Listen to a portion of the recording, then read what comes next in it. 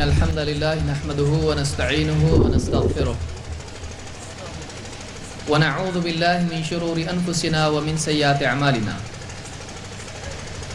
من يهده الله فلا مضل له ومن يضلل فلا هادي له وأشهد أن لا إله إلا الله وحده لا شريك له وأشهد أن محمدًا عبده ورسوله أما بعد فإن خير الحديث كتاب الله وخير الهدي هدي محمد صلى الله عليه وسلم وشر الأمور محدثاتها وكل محدثة بدعة وكل بدعة ضلالة وكل ضلالة في النار.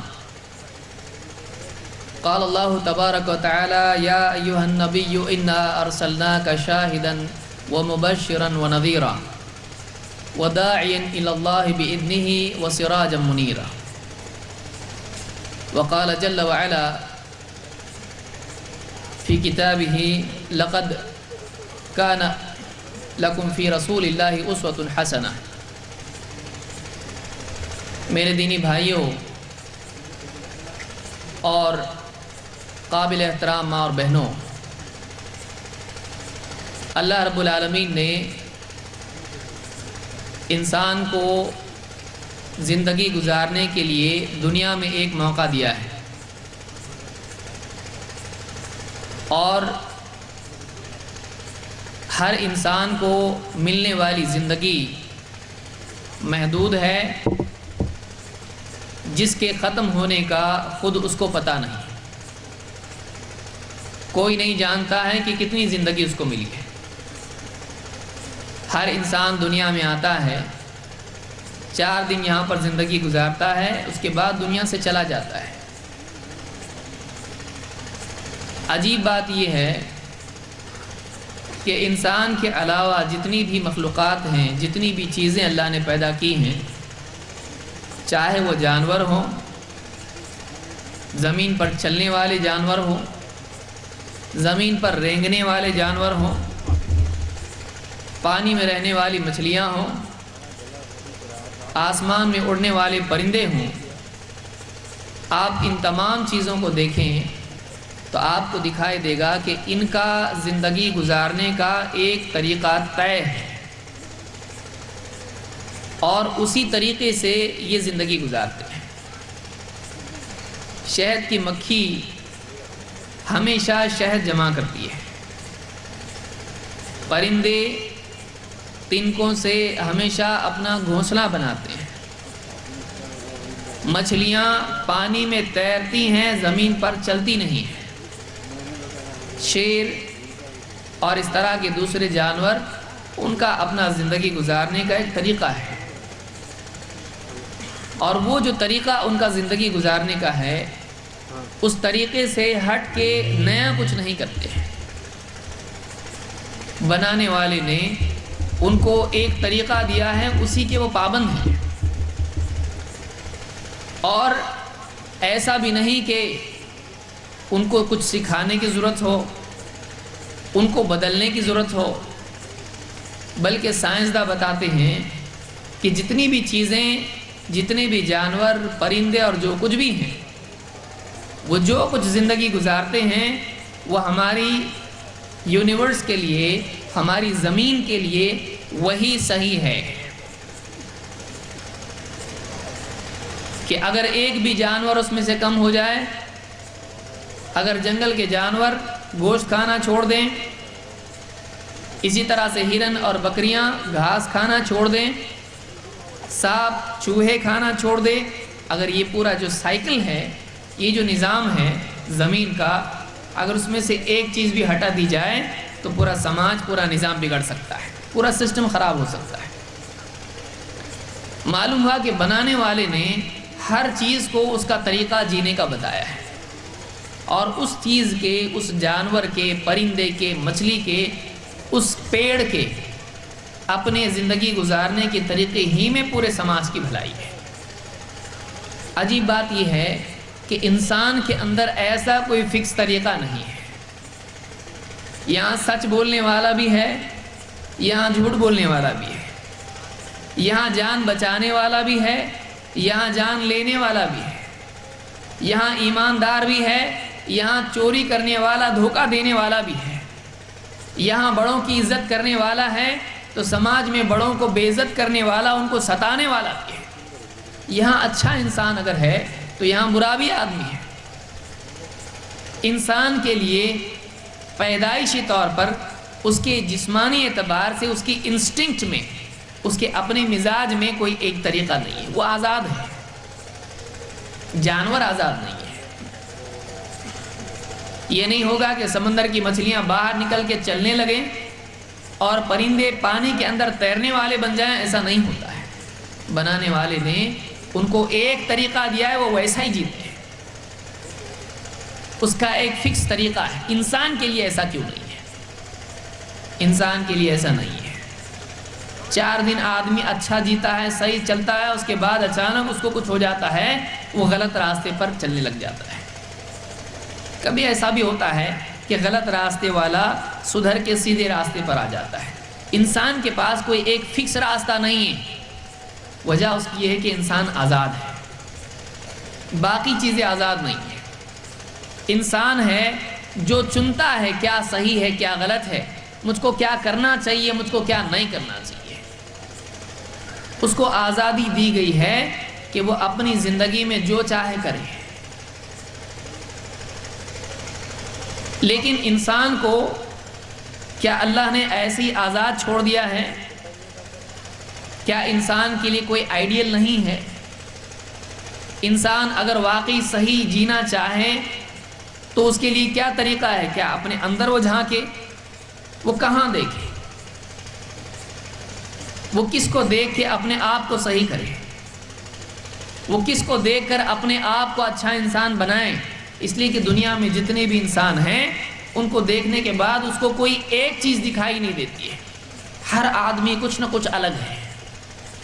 وہ اپنی زندگی کے لیے کون سے اصول اپنائیں، وہ کون سا راستہ اختیار کرے جس سے سماج میں بھلائی آتی ہے، سماج میں سکون، چین اور امن آتا ہے، ایک گھر میں اچھا پن آتا ہے۔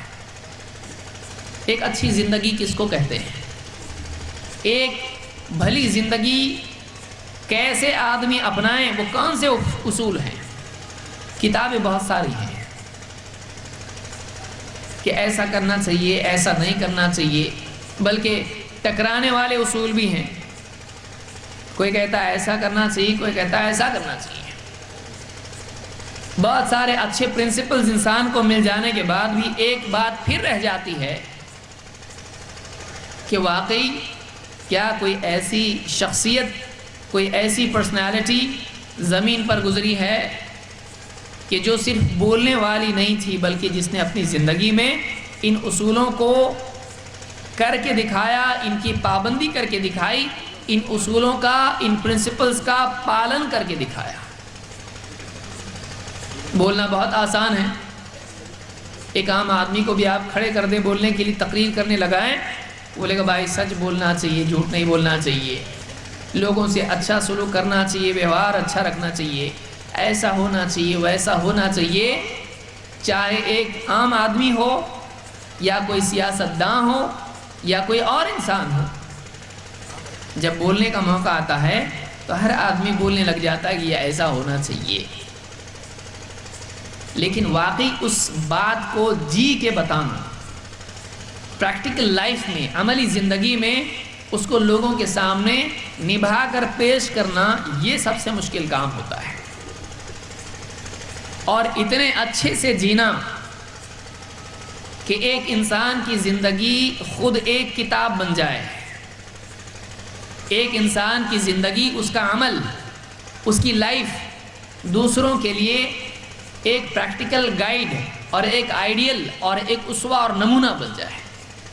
وہ ایسا جی کے بتا دے کہ اس کے بعد آنے والے اس کو جانچنے کی بجائے اس کو دیکھ کر اپنے آپ کو جانچنے والے بن جائے۔ یہ اصل زندگی ہے۔ ایسا کون ہے؟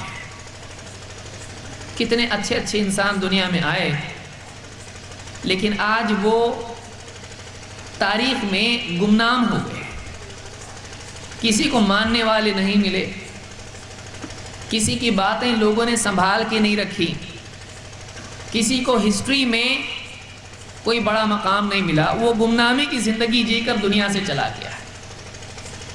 کئی اچھے لوگ دنیا میں آئے اور نکل گئے، یہاں سے چلے گئے۔ ایک شخصیت ایسی ہے کہ جس کی زندگی کا ہر پہلو انسانیت کے سامنے ہے، اور جس نے انسانیت کو ایسے اصول دیے کہ اگر انسانیت ان اصولوں پر چلے تو ساری انسانیت کا بھلا ہو سکتا ہے۔ اور اس شخصیت نے صرف ان اصولوں کو بتایا نہیں، بلکہ ان اصولوں کی بنیاد پر ایک بہترین سماج بنایا۔ صرف بتایا نہیں، بتانا بہت آسان ہے، گھر میں بیٹھ کے ایک آدمی اچھی سے کتاب بھی لکھ سکتا ہے، ساری دنیا بھر کی چیزیں جمع کر کے کتاب لکھ دی۔ مسئلہ بتانے کا نہیں، مسئلہ پرابلم سماج بنانے کا ہے۔ ہزاروں سال سے انسان بولتے آئے ہیں بھئی ایسا جیو، ایسا کرو، ایسا مت کرو، لیکن وہ سماج کہاں ہے جو واقعی ان باتوں کا آئیڈیل ہو، اس سماج کو دیکھ کے سمجھ میں آئے کہ اچھا سماج ایسا ہوتا ہے۔ وہ سماج کہاں ہے؟ ایک ایسا انسان جس نے ایسا سماج بنا کے لوگوں کے سامنے پیش کیا، وہ کون ہے؟ وہ محمد صلی اللہ علیہ وسلم ہے، جن کو اللہ تعالیٰ نے اسلام دین دے کر بھیجا تاکہ انسانیت کو بتائیں کہ واقعی کیسے جیتے ہیں۔ اس لیے کہ زندگی ایک بار ملی ہے، آدمی جیسا چاہے اس کو جیے، برا کیوں جیے اس کو؟ جب آپ کے پاس موقع ہے کہ آپ سیدھا چلیں تو آپ الٹا کیوں چلیں؟ آپ الٹا بھی چل سکتے ہیں، سیدھا بھی چل سکتے ہیں، آپ قدموں پہ بھی چل سکتے ہیں اور گھٹنوں پہ بھی چل سکتے ہیں، آپ سیدھے راستے بھی چل سکتے ہیں، آپ غلط راستے بھی چل سکتے ہیں۔ جب آپ کے پاس موقع ہے اچھا جینے کا تو آپ غلط کیوں جیے؟ یہ ہماری اپنی چوائس ہوتی ہے، اور ساری دنیا کی مصیبت کی جڑ یہی انسان کی چوائس کا غلط استعمال ہے۔ میرے پاس چوائس ہے، میں صحیح زندگی گزاروں یا غلط، لیکن انسان دنیا کی لالچ میں، سماج کے دباؤ میں، پرابلمز میں، گھر کے پرابلمز میں، کبھی ذاتی انٹرنل پرابلمز کی وجہ سے، کبھی پیسے کی لالچ میں، کبھی سیاست کی وجہ سے، کبھی کسی اور وجہ سے، آدمی سیدھا راستہ چھوڑ کے غلط راستہ اپناتا ہے۔ کبھی اس کو اچھے سمجھانے والے نہیں ملتے ہیں۔ اسی لیے آج آپ دیکھیں کہ بہت سارے نوجوان، چاہے وہ مسلم ہو، ہندو ہو، کوئی اور دھرم کے ہوں، کسی اور دین کے ہوں، آج ہمارا مسلم طبقہ یا غیر مسلم طبقہ نوجوان آج بگڑتے جا رہے ہیں۔ کیوں؟ ان کے پاس کوئی آئیڈیل نہیں ہے، ان کے پاس کوئی آئیڈیل نہیں ہے۔ آئیڈیل ہے لیکن ان کے سامنے نہیں ہے، ان کو معلوم نہیں ہے۔ ایک شخصیت آ کے دنیا سے چلی گئی جس نے خود اچھا جی کے بتایا اور ایک اچھا سماج بنا کے لوگوں کے سامنے رکھا، دیکھو اچھا سماج ایسا ہوتا ہے۔ لیکن آج ہم ساری چیزیں سیکھتے ہیں، فزکس سیکھ رہے ہیں، chemistry, biology, botany, zoology, geography, physiology اور نہ جانے ایسٹرونومی اور کیا کچھ نہیں ہے۔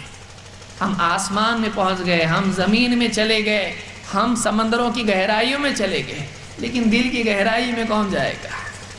ہم سب کے بارے میں جان رہے ہیں، اپنے بارے میں ہمارے پاس کیا علم ہے؟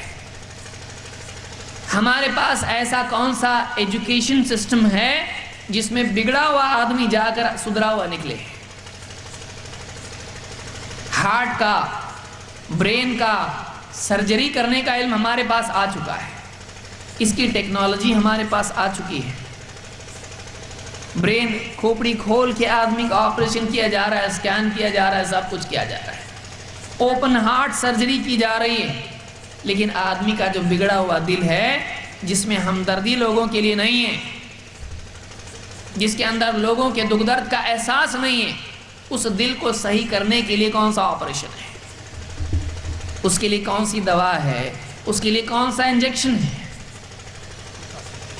آدمی کا ذہن بگڑا ہوا ہے، وہ غلط کو صحیح اور صحیح کو غلط سمجھ رہا ہے، وہ سماج کے لیے سر درد بن گیا ہے، اس کا سر اتنا خراب ہو گیا ہے کہ وہ دوسروں کے لیے سر کا درد بنا ہوا ہے۔ ایسی کون سی مشین ہے کہ یہاں سے آپ اس کو ڈال دو، کچھ دن کے بعد، کچھ وقت کے بعد جب وہ اس مشین سے باہر نکلے گا تو سدھرا ہوا بنے گا؟ ایسی مشین ہمارے پاس ہے کہ جس میں آپ سارا کچرا، پلاسٹک اور یہ وہ سب لا کے ڈال دو، وہ مشین اس کو ریسائیکل کرے گی۔ گندا پانی یہاں سے جا رہا ہے، وہاں سے صاف ہو کے نکل رہا ہے، فلٹر ہو رہا ہے۔ آدمی کو ریسائیکل کرنے کے لیے کیا مشین ہے؟ کوئی مشین نہیں ہے۔ بگڑا ہوا اور بگڑتا چلا جا رہا ہے، میڈیا اس کو بگاڑ رہی ہے، باہر کی تہذیب ہمارے ملک میں آ رہی وہ اس کو اور بگاڑ رہی ہے۔ کپڑے جسم سے کم ہوتے چلے جا رہے ہیں، عورتوں کی عزت خطرے میں آ رہی ہے، بچوں کا بچپن جلد ہی چھینا جا رہا ہے، بہو بیٹیوں کی عزت خطرے میں ہے، گھروں کا، سوسائٹی، گھر کا نظام بگڑ رہا ہے، ماں باپ، اولاد، بیوی، شوہر، رشتہ دار بکھر رہے ہیں، ان میں آپس کا ریلیشن، آپس کا ربط یہ ختم ہوتا چلا جا رہا ہے۔ ہر آدمی اپنی زندگی جی رہا ہے، ہر آدمی اپنے بارے میں سوچ رہا ہے، دوسروں کے بارے میں سوچنے کے لیے اس کے پاس نہ ٹائم ہے نہ ایسا دل ہے۔ ہمارا سماج کتنا بگڑتا جا رہا ہے۔ اس سماج کو بنانے کے لیے کیا اصول ہیں؟ وہ کون انسان ہے جس کو دیکھ کے میں اپنے آپ کو صحیح کروں، جس کی زندگی کا ہر پہلو، ہر آسپیکٹ ہمارے سامنے ہو؟ وہ کہیں دھندلی کوئی چھپی ہوئی شخصیت نہ ہو کہ معلوم نہیں کون تھے، کہاں پیدا ہوئے، کیا کیے کیا نہیں کیے، ان کے بارے میں کچھ بھی معلوم نہیں۔ آپ عیسیٰ علیہ السلام کے بارے میں دیکھیے، جیزس 2، 2.5، 3 سال کا ٹائم ہے جو آج بائبل میں ان کے بارے میں ہے، اس کے علاوہ ان کی زندگی کے کتنے حصے ہمارے سامنے ہیں۔ دنیا کے ماننے والوں میں کرسچنز، عیسائی جو عیسیٰ علیہ السلام کو مانتے ہیں، اور ہم بھی مانتے ہیں عیسیٰ علیہ السلام کو، کوئی آدمی مسلمان ہو نہیں سکتا جب تک کہ عیسیٰ علیہ السلام کو نہ مانے، سارے رسولوں کا ماننا ضروری ہے۔ لیکن آپ غور کریں کہ اس دور میں عیسیٰ علیہ السلام کی زندگی لوگوں کے سامنے نہیں ہے، بہت کم باتیں ان کی زندگی کے لوگوں کے سامنے ہیں۔ لیکن محمد صلی اللہ علیہ وسلم کی زندگی آپ دیکھیں گے تو آپ کو ملے گا کہ آپ کی زندگی کا ایک پورا حصہ لوگوں کے سامنے ہے۔ کھانا پینا، کپڑے پہننا، پیشاب پاخانہ، بیویوں سے سلوک، مسجد میں، بازار میں، جنگ میں، امن میں، غریبوں کے ساتھ، امیروں کے ساتھ، دوستوں کے ساتھ، دشمنوں کے ساتھ، ایجوکیشن کے اعتبار سے، لیڈر کے اعتبار سے، ٹیچر کے اعتبار سے، اور گورنمنٹ کے اعتبار سے، ایک عام انسان کے اعتبار سے، سونے جاگنے کے اعتبار سے، کھانے پینے کے اعتبار سے، زندگی کا کوئی بھی پہلو آپ کا چھپا ہوا نہیں ہے۔ یہاں تک کہ کیسا نہاتے تھے وہ بھی ہمارے سامنے، کیسا چلتے تھے وہ بھی ہے، کیسا کروٹ لیتے تھے، کس وقت میں کیا کرتے تھے، ہر چیز آج محفوظ ہے۔ افسوس ہے کہ اس پڑھے لکھے دور میں بھی انسانیت میں کتنے سارے لوگ ایسے ہیں جو اب بھی نہیں جانتے ہیں کہ محمد صلی اللہ علیہ وسلم ساری انسانیت کے لیے رہبر بنا کر، گائیڈ بنا کر بھیجے گئے۔ وَمَا أَرْسَلْنَاكَ إِلَّا كَافَّةً لِلنَّاسِ بَشِيرًا وَنَذِيرًا وَلَكِنَّ أَكْثَرَ النَّاسِ لَا يَعْلَمُونَ۔ قرآن میں اللہ تعالیٰ فرماتا ہے، اے نبی، اے محمد صلی اللہ علیہ وسلم، ہم نے آپ کو سارے انسانوں کے لیے رسول بنا کر بھیجا ہے۔ آپ کسی ایک عرب کے لیے نہیں ہو، آپ اس زمانے کے لوگوں کے لیے نہیں ہو، بلکہ آپ ساری انسانیت کے لیے رسول بنا کر بھیجے گئے ہو، گائیڈ اور رہبر بنا کر بھیجے گئے ہو، میسنجر بنا کر بھیجے گئے ہو۔ اللہ کا میسج بندوں کو پہنچانے کے لیے آپ کو چنا گیا ہے۔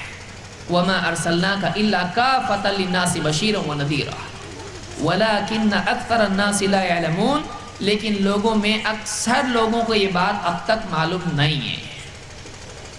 اللہ تعالیٰ خود فرما رہا ہے قرآن میں، اکثر لوگوں کو یہ بات معلوم نہیں ہے، آج بھی کتنے لوگوں کو معلوم ہے۔ لہٰذا اس چیز کی بہت بڑی ضرورت ہے کہ اگر ہم اپنے ملک میں یا جہاں کہیں ہم رہتے ہوں دنیا بھر میں، ہم ایک اچھا سماج بنانا چاہتے ہیں، اگر ہم چاہتے ہیں، اگر ہم اپنے آپ کو ایک اچھا انسان بنانا چاہتے ہوں، تو ہمارے لیے ضروری ہے کہ ہم محمد صلی اللہ علیہ وسلم کی زندگی کو پڑھیں، آپ کے بارے میں معلوم کریں کہ آپ کیسے انسان تھے، آپ نے اپنی زندگی میں کتنا بڑا ریولوشن، کتنا بڑا چینج لایا، صرف 23 سال کی زندگی میں، 23 ایئرز، 20 اور 3، اتنے چھوٹے ٹائم میں آپ نے عرب کے اس میدان میں، عرب کے اس ریگستان میں، اس سماج میں تبدیلی لائی جس میں لوگ اپنے ہاتھوں سے اپنی بیٹیوں کو زندہ دفن کر دیا کرتے تھے۔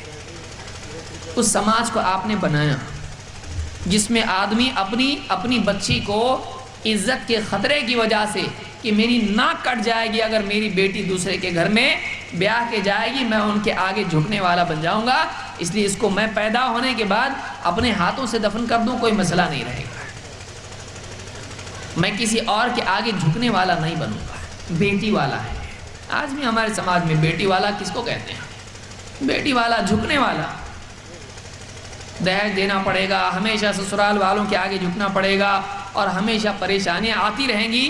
بیٹی اس زمانے میں ایسا تھا، اس زمانے میں قبیلے میں لوگ بٹے ہوئے تھے، میرا قبیلہ، سیکٹیرینزم جس کو آپ کہتے ہیں، وہ قبائلی زندگی میں جینے والے لوگ تھے، ٹرائبل لائف ان کی تھی، قبیلے اور آپس میں لڑتے تھے۔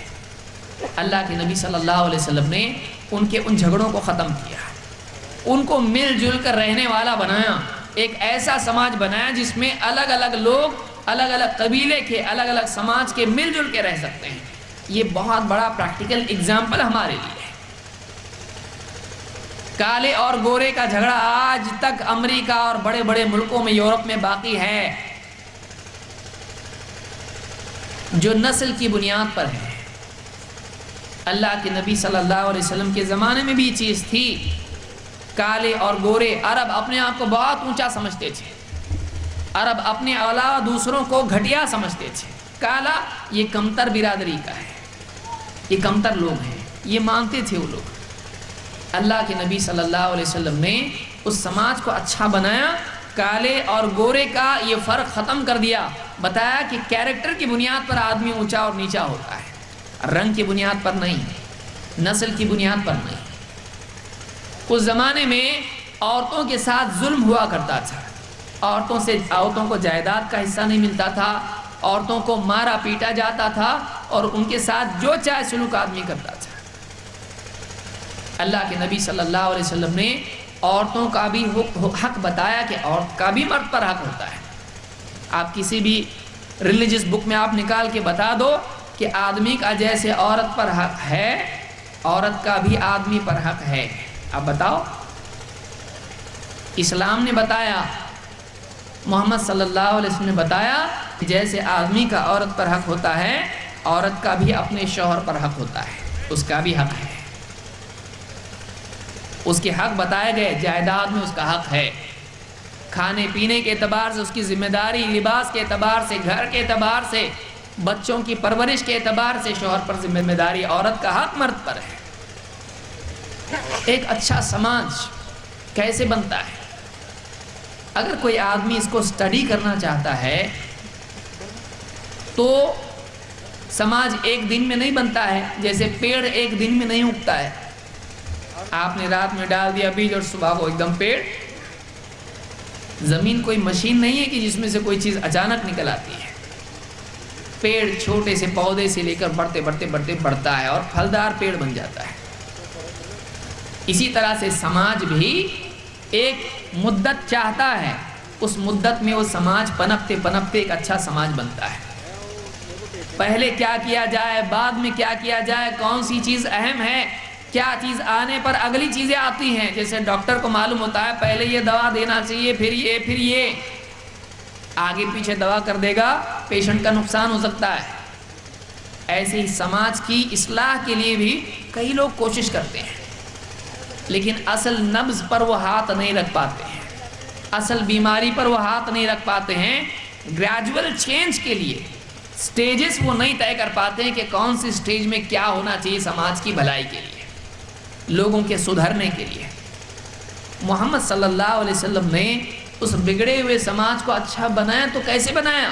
ایک پریکٹیکل اگزامپل ہمارے سامنے ہے، صرف تھیوری نہیں بلکہ ایک پریکٹیکل اگزامپل ہمارے سامنے ہے کہ اتنا بگڑا ہوا سماج اچھا بنا تو کیسے بنا۔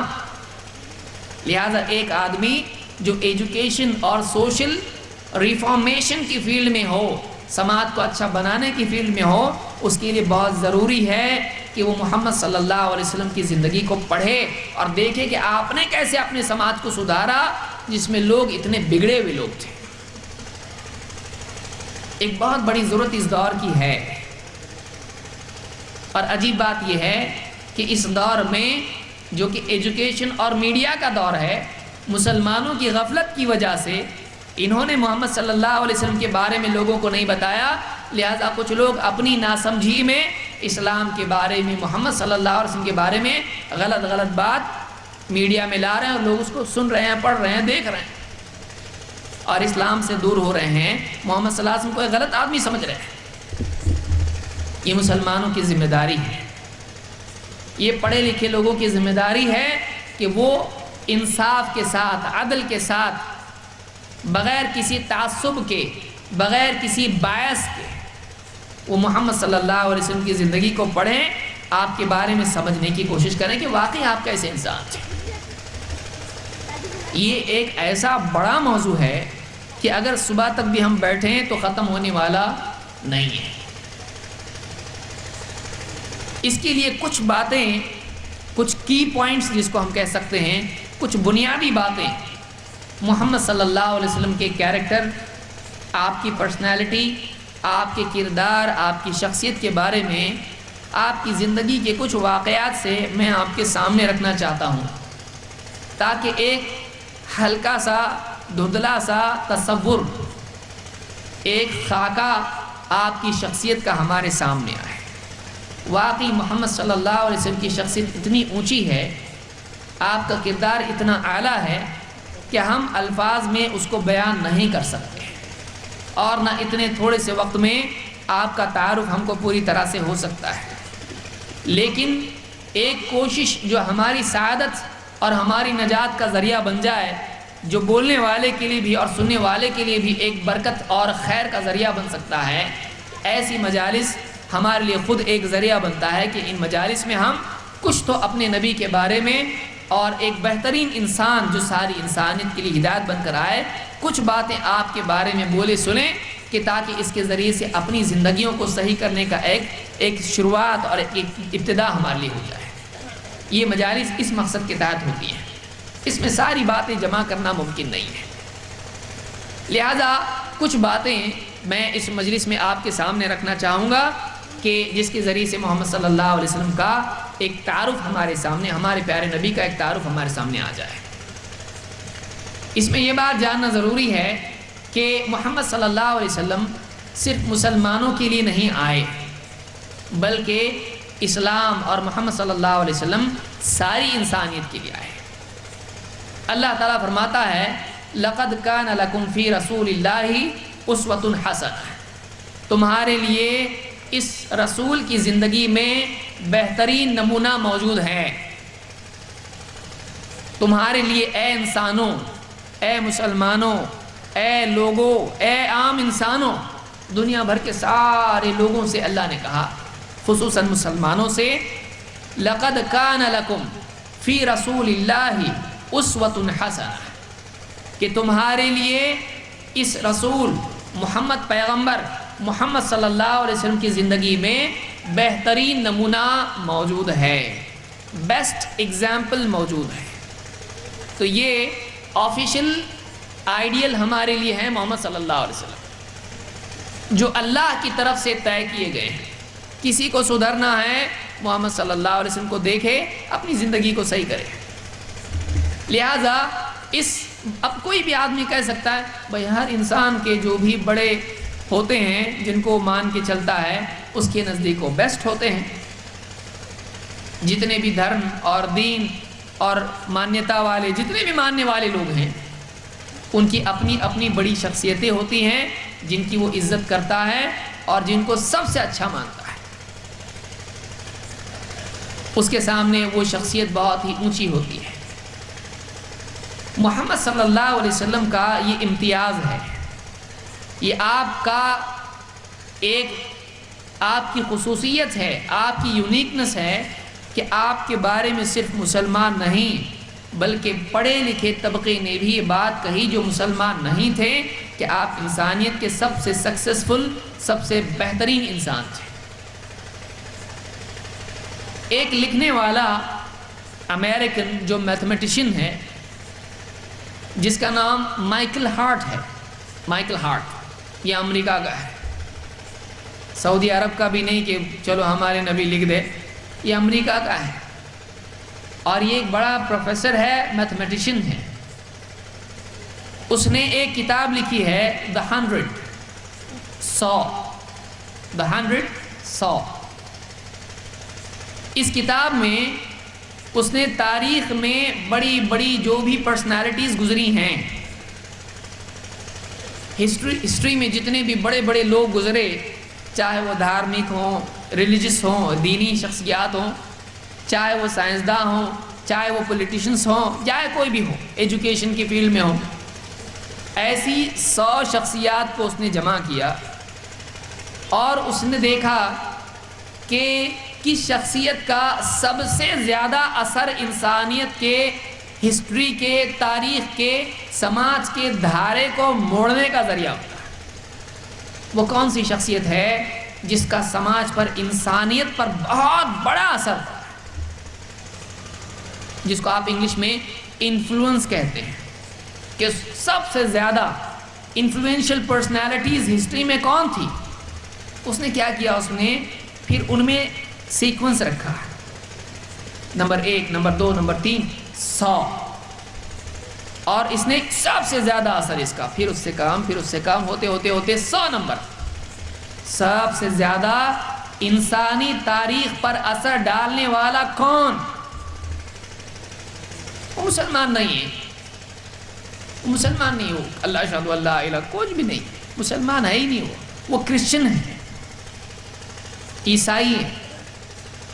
اور میتھس کا، اور جانتے ہیں کہ جو حساب کتاب میں اچھا ہوتا ہے وہ بہت ہوشیار مانا جاتا ہے، وہ میتھمیٹیشین ہے. اس نے اس کتاب میں سب سے پہلا نمبر اگر رکھا ہے کہ انسانی سماج پر اثر ڈالنے والی سب سے بڑی شخصیت اگر کوئی تھی تو وہ محمد صلی اللہ علیہ وسلم ہے. عیسیٰ علیہ السلام کو مانتا ہے وہ، لیکن اس نے عیسیٰ علیہ السلام کو بھی 3 نمبر آگے نمبر پر رکھا ہے. پہلے نمبر پر اس نے کس کو رکھا؟ محمد صلی اللہ علیہ وسلم کو. اور اس کے اپنے الفاظ آپ دیکھیں وہ کیا کہتا ہے، یعنی کیوں اللہ نے جو بات کہی ہے کہ تمہارے لیے بہترین نمونہ محمد صلی اللہ علیہ وسلم ہے،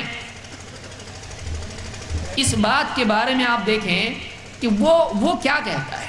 اس نے اپنی کتاب میں کہا محمد صلی اللہ علیہ وسلم کے بارے میں، کہتا ہے He was the only man in history who was supremely successful on both the religious and secular levels.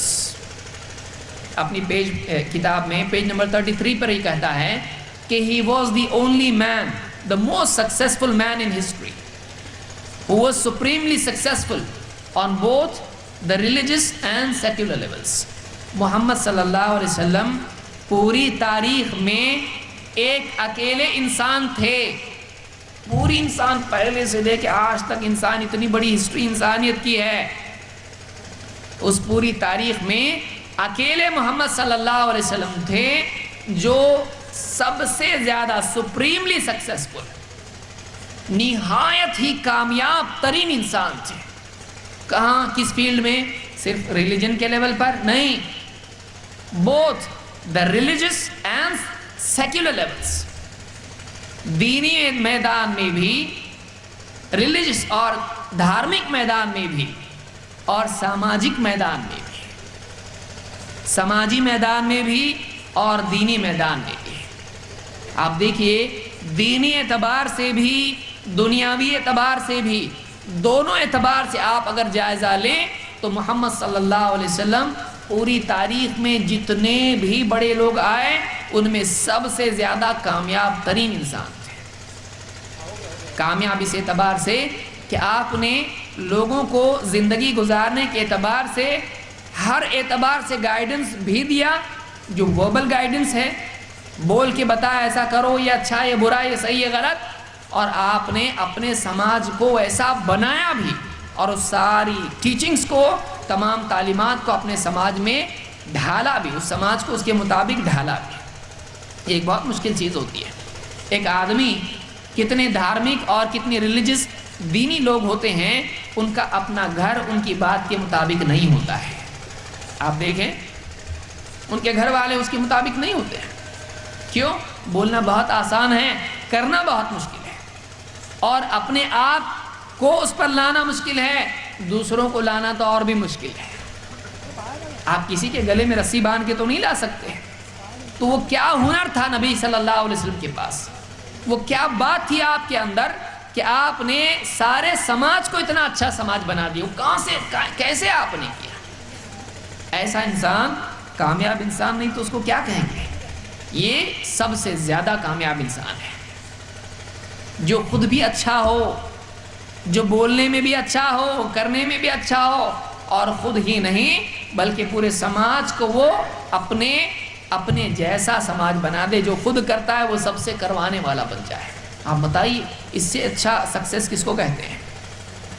اور جو اپنے پیچھے ایسے لوگ چھوڑ جائے جو اس کے مشن کو لے کے آگے بڑھیں، اور وہ بہترین انسان ہو، بعد والوں کے لیے وہ بھی گائیڈ بن جائے۔ یہ محمد صلی اللہ علیہ وسلم ہے، کوئی معمولی بات نہیں ہے، یہ بہت ہی بڑی اور مشکل بات ہے۔ لہذا ایک غیر مسلم کا یہ کہنا کہ محمد صلی اللہ علیہ وسلم تاریخ میں سب سے کامیاب انسان تھے، دینی اعتبار سے بھی دنیاوی اعتبار سے بھی، یہ خود اس بات کا ایک اعلان ہے جو اللہ تعالیٰ نے خود قرآن کریم میں ذکر کیا۔ اللہ نے فرمایا وَرَفَعْنَا لَكَ ذِكْرَكَ، اے نبی ہم نے تمہارے نام کو اونچا کر دیا ہے۔ ماننے والے تو بولتے ہی ہیں، لیکن نہیں ماننے والے بھی مجبور ہو جائیں کہ واقعی یہ انسان سب سے اچھا انسان تھا۔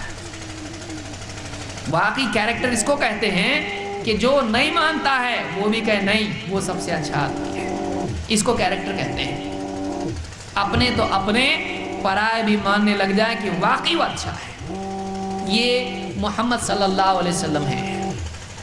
لہذا مسلمانوں کی بہت بڑی ذمہ داری ہے کہ ساری دنیا جو بھٹک رہی ہے، کیسے سماج کو اچھا بنایا جائے، میں کس کو دیکھ کے چلوں۔ انسانیت آج حیران پریشان ہے، مورل ویلیوز زمین میں دفن ہوتی چلی جا رہی ہے، مورل ویلیوز سماج سے ختم ہوتی چلی جا رہی ہے۔ ایسے سماج میں واقعی سچائی اور اچھائی کو پیش کرنے کی ذمہ داری مسلمانوں پہ ہے۔ بدقسمتی سے خود آج مسلمان بگاڑ کے دور میں اس حال کو پہنچ چکے ہیں کہ خود مسلمان ہی نہیں جانتا کہ محمد صلی اللہ علیہ وسلم کی زندگی کا کیا معاملہ ہے۔ لہٰذا اس جیسی مجالس، اس جیسی میٹنگز یا پروگرامز کا انعقاد ہونا چاہیے جس میں پرامن طریقے سے ہر دین دھرم کا آدمی، ہر مکتب فکر کا آدمی آئے اور وہ سماج کو بہتر بنانے کے لیے بات کرے اور لوگ اس کو سنیں اور اس کی کوشش کی جائے۔ صرف بولنے سننے سے کچھ ہوتا ہے نہیں، پیڑ لگاؤ، پیڑ ایسے لگاتے ہیں، یہ کھاد ڈالنی چاہیے، ہو گیا، پیڑ اس سے اگنے والا نہیں ہے جب تک کہ واقعی زمین کھود کے اس میں پیڑ کا بیج اور سب کچھ کام اس میں کھاد واد نہیں ڈالیں گے۔ پریکٹیکلی جب تک کہ کچھ نہیں کیا جاتا ہے تب تک کہ کوئی نتیجہ نکلتا نہیں ہے۔ ہاں لیکن اس کے لیے معلوم ہونا ضروری ہے کہ کرنا کیا ہے۔ لہٰذا آئیے دیکھتے ہیں کہ محمد صلی اللہ علیہ وسلم کیسے انسان تھے۔ ایک بہت بڑا موضوع ہے جو میں اختصار کے ساتھ کچھ باتیں آپ کے سامنے رکھنا ضروری سمجھتا ہوں۔ یہ جو بات میں نے شروع میں کہی یہ بنیادی بات ہے جس کو ذہن میں رکھنا ضروری ہے کہ کیوں ایک آدمی کیوں نبی صلی اللہ علیہ وسلم کے بارے میں پڑھے، اتنے سارے لوگ ہیں آپ کے بارے میں کیوں؟ تو یہ باتیں میں نے جو کہیں یہ اس پس منظر کے لیے بہت ضروری تھی۔ بہرحال اللہ کے نبی صلی اللہ علیہ وسلم کیسے انسان تھے؟ اللہ کے نبی صلی اللہ علیہ وسلم ایک بہت ہی سیریس اور سنجیدہ اور سینسیبل قسم کے انسان تھے۔ آپ ایک ایسے انسان تھے جو بہت ہی سنجیدہ مزاج کے تھے، سماج کی اصلاح کرنے والا، لوگوں کے دکھ درد میں ان کے کام آنے والا، کھیل تماشے میں بزی ہونے والا آدمی نہیں ہوتا ہے۔ وہ ایک بہت ہی صابر اور ایک بہت ہی سنجیدہ اور سیریس مزاج رکھنے والا ایک بہت ہی سینسیبل انسان ہوتا ہے۔ اللہ کے نبی صلی اللہ علیہ وسلم کے بارے میں آپ کے صحابی جابر ابن سمرہ کہتے ہیں کان طویل الصمت قلیل الضحک۔ اللہ کے نبی صلی اللہ علیہ وسلم ایک ایسے انسان تھے کہ آپ بہت چپ رہا کرتے تھے اور آپ بہت کم ہنسا کرتے تھے۔ ایک خاموش مزاج انسان کہ جو بولنے سے زیادہ سوچتا ہو، جو اپنے اندر اتنا کھویا رہتا ہو اور سماج کے بارے میں اپنے بارے میں اتنا سوچتا ہو کہ دوسروں کا درد اس کے دل میں سمایا ہوا ہو، اس کی وہ فکر والا ہو۔ دیکھیے جو آدمی جس میں پانی کم ہوتا ہے وہ برتن زیادہ بچتا ہے، لیکن گہرا پانی جہاں ہو وہ آواز زیادہ نہیں کرتا ہے۔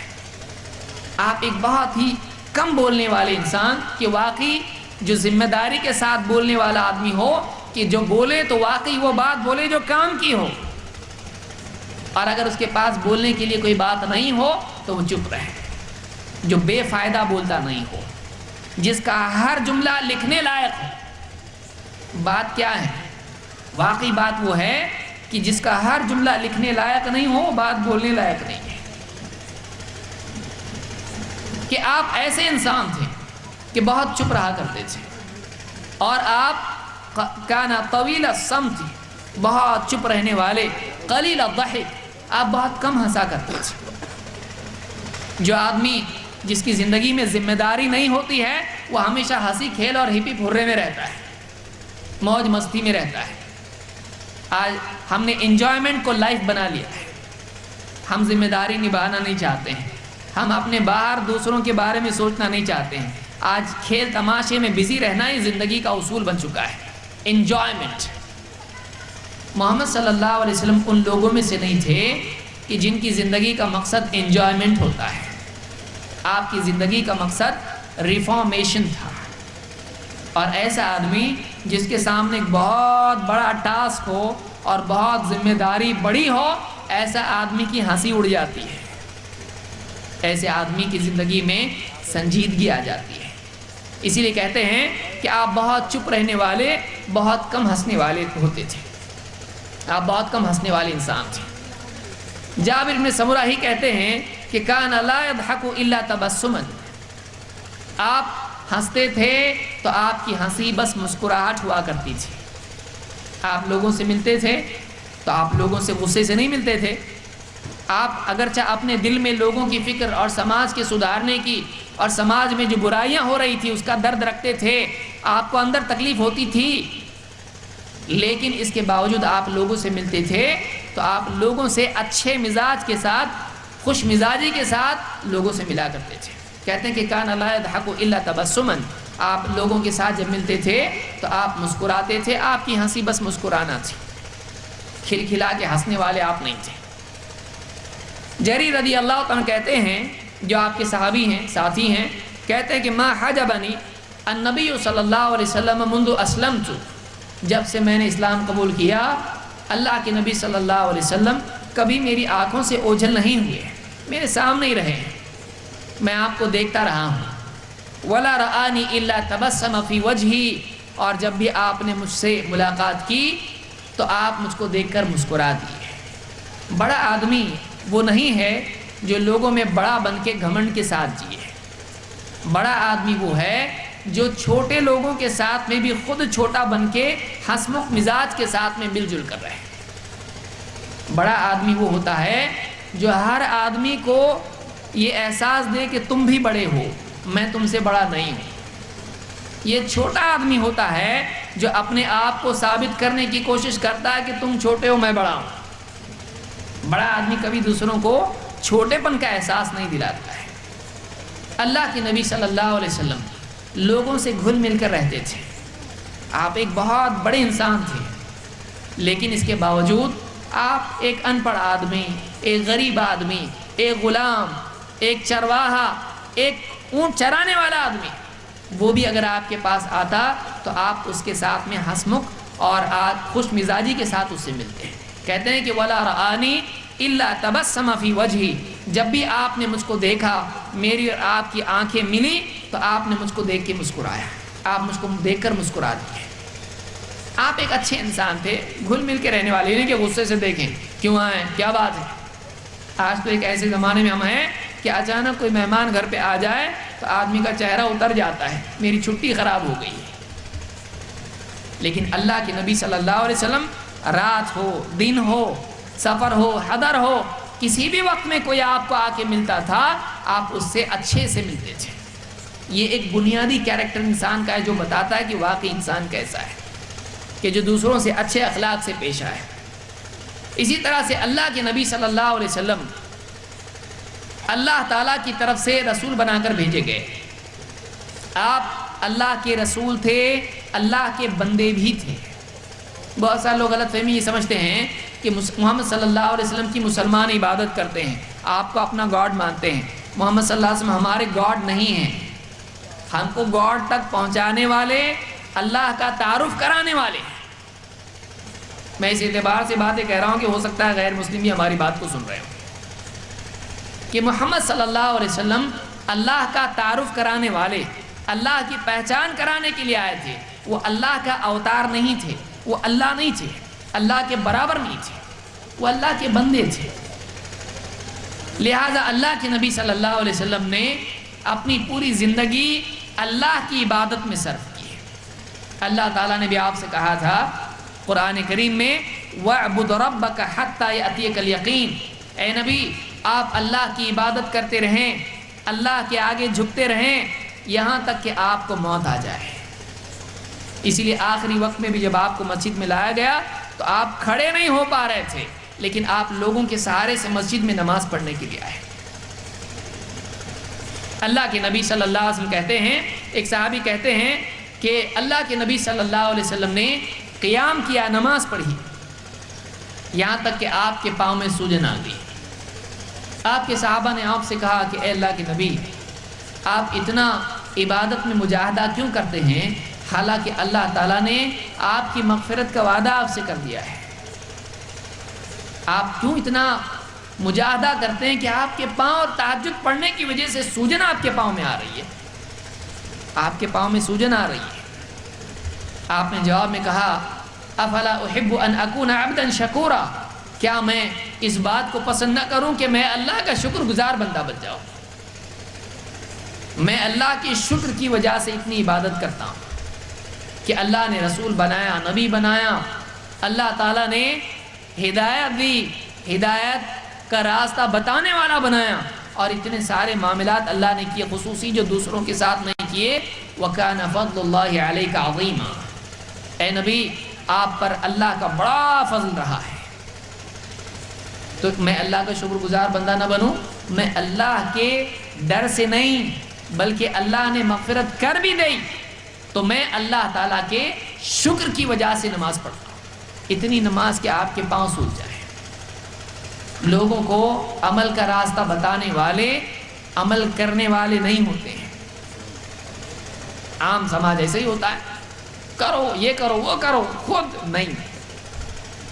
لیکن محمد صلی اللہ علیہ وسلم لوگوں کو راستہ بتانے والے تھے اور اپنے آپ کو لوگوں کے لیے اسوہ بنانے والے تھے کہ آپ کی زندگی خود لوگ تھوڑا کر رہے ہیں تو آپ زیادہ کرنے والے تھے. آپ کی نمازوں کا یہ حال کہ آپ رات میں اتنی تہجد پڑھتے تھے کہ آپ کے پاؤں میں سوجن آتی. آپ اللہ کے عبادت گزار بندے تھے. اسی طرح سے آپ اللہ کے بندے تھے. ایک سماج میں کسی کی بات جب لوگ ماننے لگ جاتے ہیں تو ایسے ماننے لگ جاتے ہیں کہ دھیرے دھیرے بڑھاتے بڑھاتے بڑھاتے اس کو اتنا بڑھا دیتے ہیں کہ معبود اور عبد کے درمیان کی لکیر نکل جاتی ہے. بندہ اور رب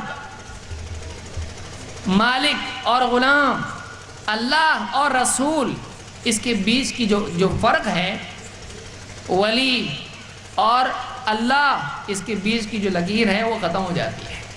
اتنا بڑھا دیا جاتا ہے شخصیتوں کو کہ اللہ کے برابر کر دیا جاتا ہے۔ ایک سچا آدمی اس چیز کو برداشت نہیں کرتا ہے۔ بعض اوقات ایسا ہوتا ہے کوئی آدمی، آپ دیکھیں کتنے سماج میں لوگوں کے بڑے بن کر بیٹھے ہوئے لوگ آتے ہیں، ان کے پاؤں چومتے ہیں، ان کے آگے سجدے کرتے ہیں، اور کیا نہیں کرتے، وہ ان کو روکتے نہیں ہیں، کیونکہ اس میں لذت ملتی ہے کہ مجھ کو اتنا بڑا مان رہے ہیں، مجھ کو اتنا بڑا مان رہے ہیں، کرنے تو کیا بگڑتا ہے۔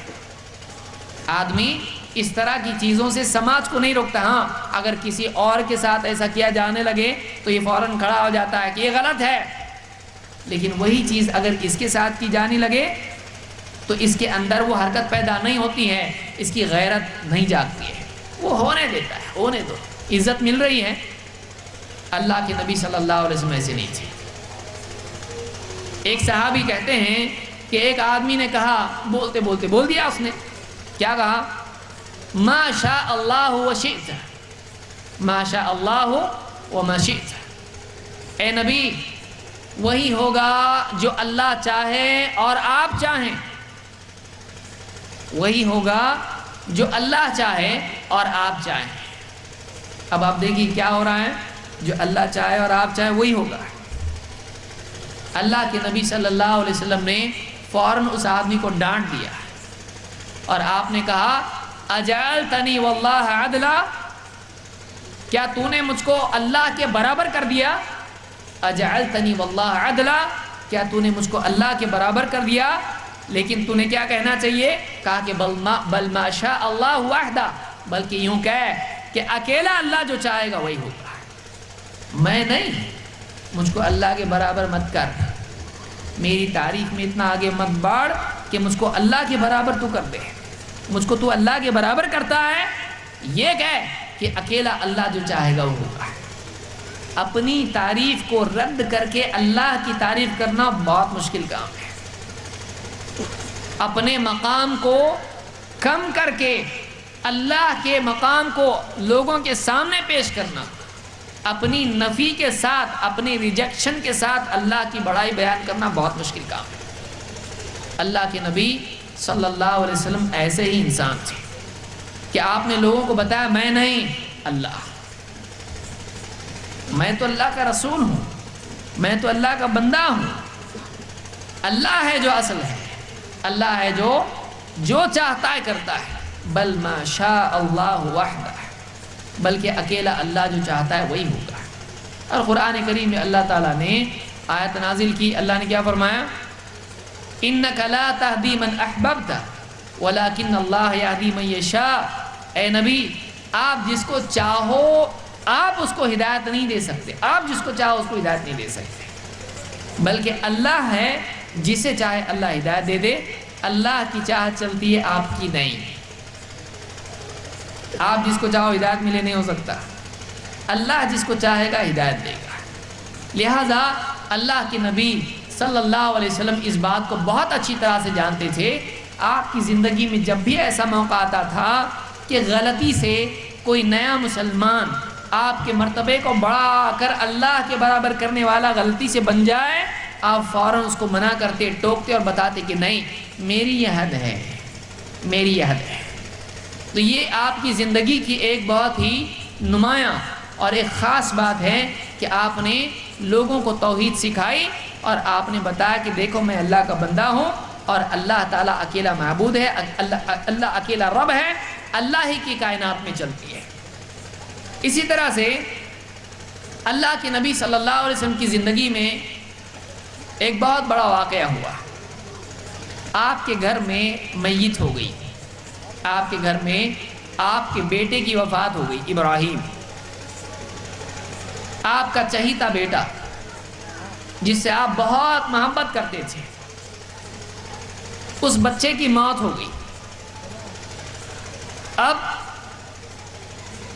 اسی دن ایسا ہو گیا کہ جس دن آپ کے بیٹے کی وفات ہوئی اسی دن سورج گہن بھی ہو گیا۔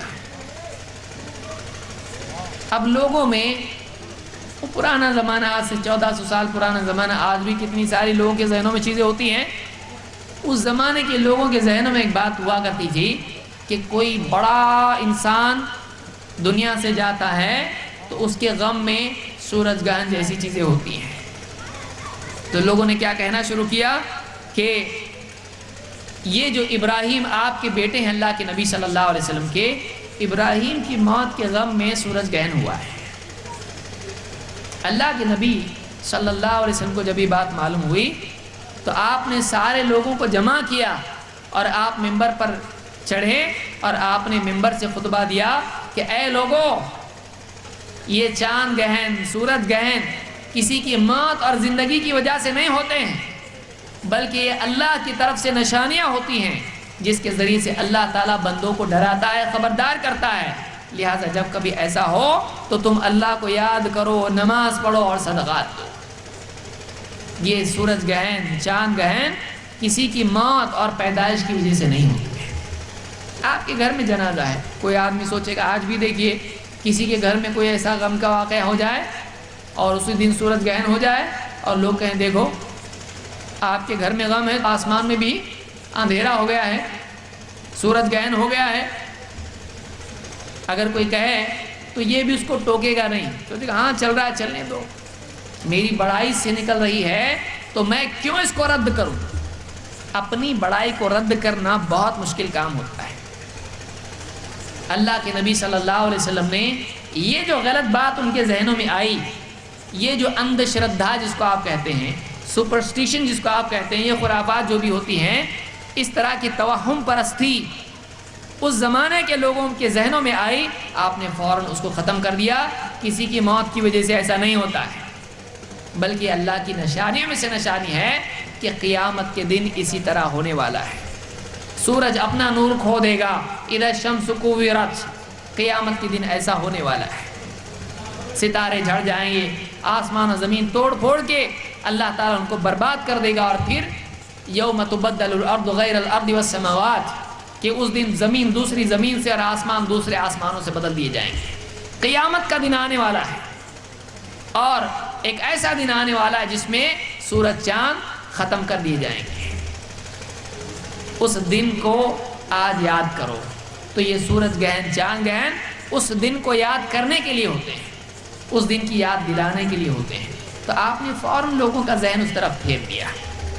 اسی طرح سے آپ دیکھیں کہ اللہ کے نبی صلی اللہ علیہ وسلم، اب آپ یہ واقعہ اس پہ غور کریں، آپ کی سمجھ میں آئے گا کہ وہ سماج اللہ کے نبی صلی اللہ علیہ وسلم کا کتنا بڑا مقام مانتا تھا کہ آپ کے گھر میں اگر بچے کی وفات ہوئی ہے تو آسمان میں سورج گہن ہو جاتا ہے۔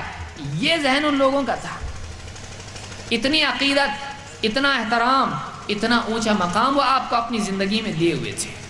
اب اس کے بعد دنیا کے اندر اگر یہی مقام، ایسی عزت کسی اور آدمی کو مل جائے تو اس کی پراپرٹی کا کیا ہوتا ہے آپ سمجھ سکتے ہیں۔ اس کے پاس کاریں، موٹریں، رولز رائس اور مرسیڈیز، اور اس کے پاس نوٹوں کی تھپیاں، اور اس کے لباس، اس کے پاس زیور، اور اس کے پاس دنیا کا کیا کچھ نہیں ہوتا ہے، جس کو لوگ اتنا بڑا مقام دے دیں کہ آپ کے ساتھ اگر کچھ ہوتا ہے تو آسمان و زمین میں چینج ہو جاتا ہے۔ یہ لیول اگر عزت کی اگر کسی کو مل جائے تو آپ سوچیں کہ اس کو دنیا میں کیا کچھ نہیں ملتا ہے۔ لوگ اپنا سب کچھ اس کے لیے نچھاور کر دیتے ہیں۔ محمد صلی اللہ علیہ وسلم کو اپنی جان نچھاور کرنے والے لوگ ملے تھے، لیکن آپ صلی اللہ علیہ وسلم نے ان کی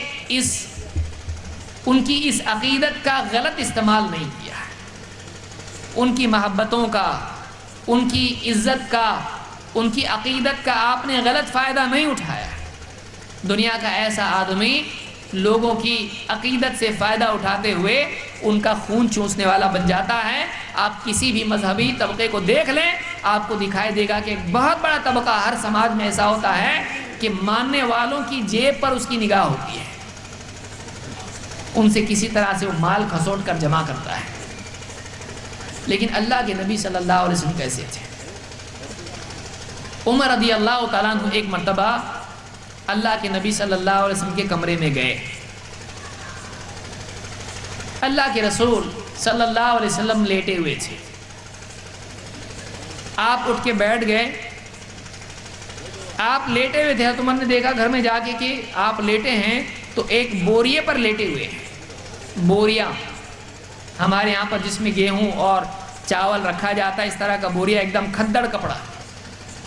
ایک بوریا آپ کے بچھونے کے طور پر ہے، اور اس وقت میں آپ کے بدن پر قمیص نہیں تھی.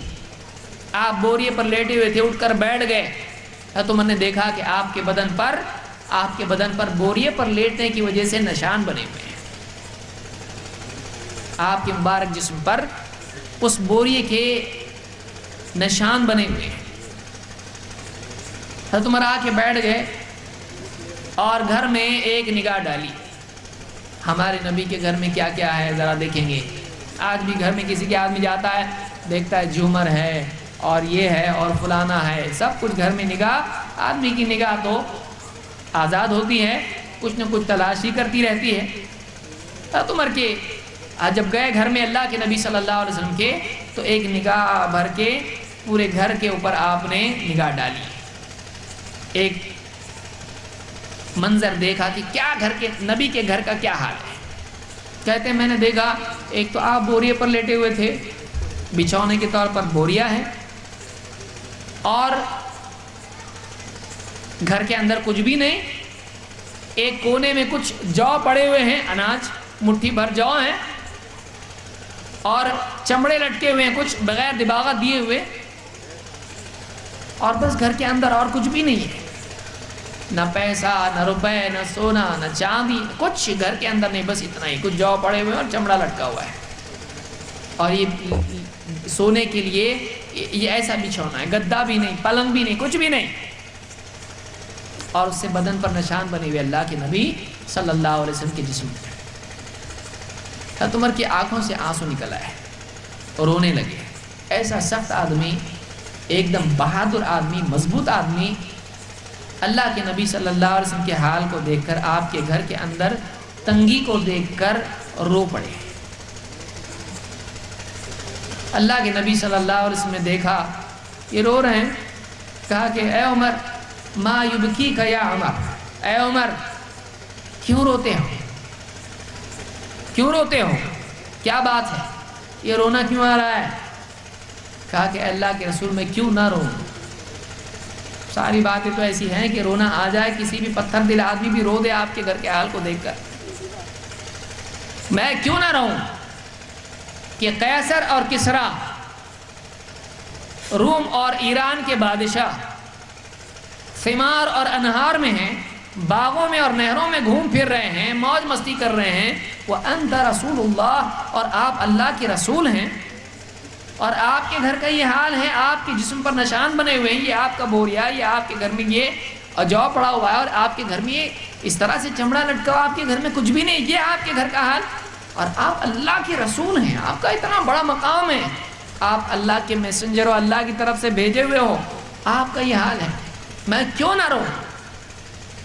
آپ نے فرمایا اے عمر کیا تم اس بات کو پسند نہیں کرتے کہ ان کے لیے سب کچھ جو بھی ملنا ہے وہ دنیا میں مل جائے اور ہم کو آخرت میں مرنے کے بعد ملے؟ کیا تم اس بات کو پسند نہیں کرتے کہ ان سب لوگوں کو دنیا میں مل جائے اور ہم کو آخرت میں مل جائے؟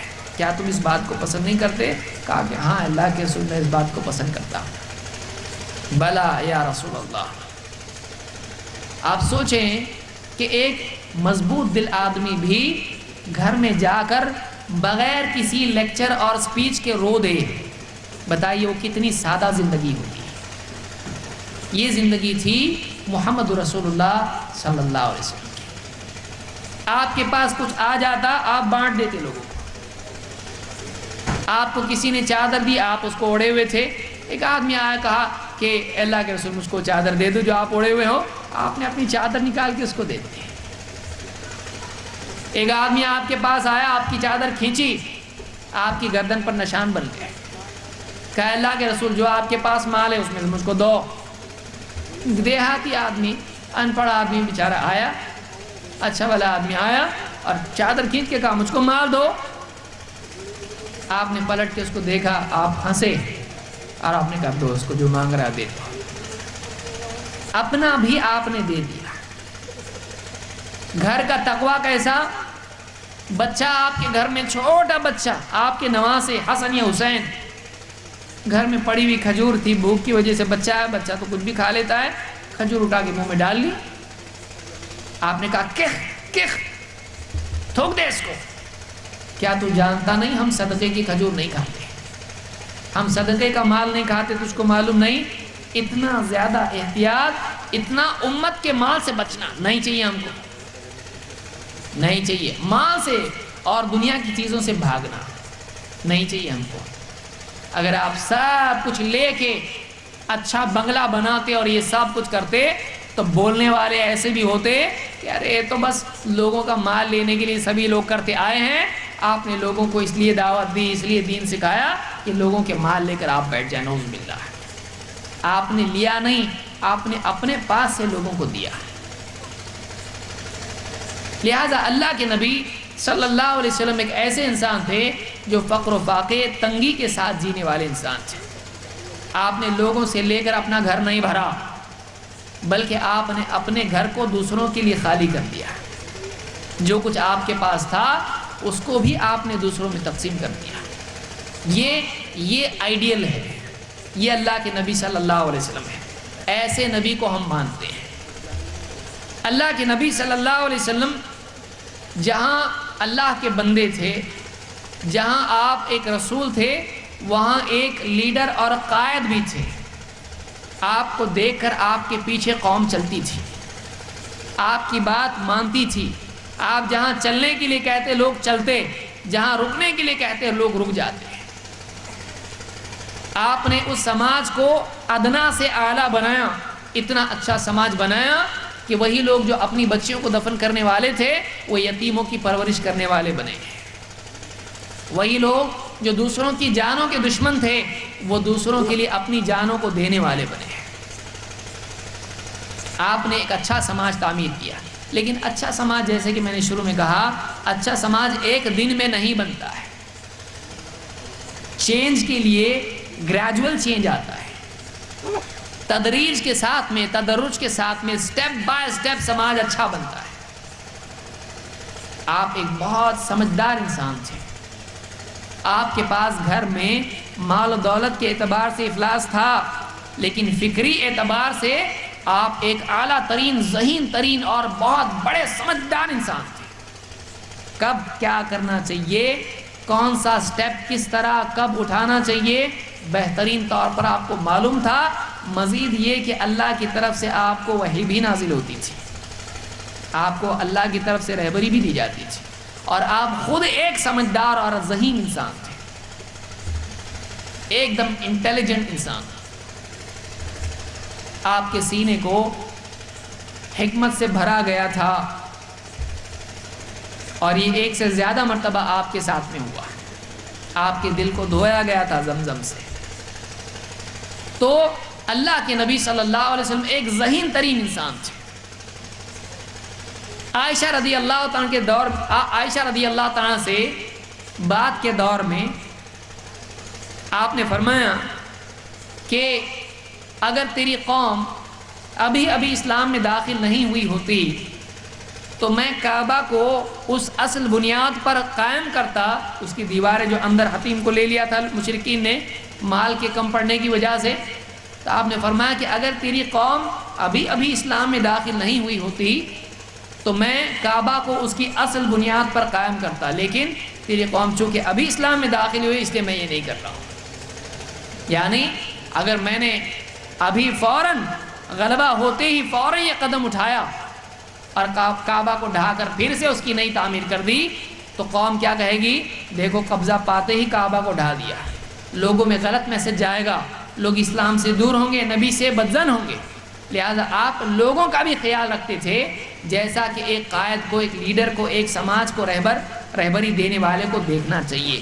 آپ دور اندیش انسان تھے کہ اگر یہ قدم اٹھایا جائے تو تو یہ رزلٹ آ سکتا ہے. بہت سارے لوگ بہت ہمت والے ہوتے ہیں، عقل والے کم ہوتے ہیں. وہ کودنا جانتے ہیں، وہ سوچ سمجھ کے فیصلے لینے کی صلاحیت نہیں رکھتے ہیں.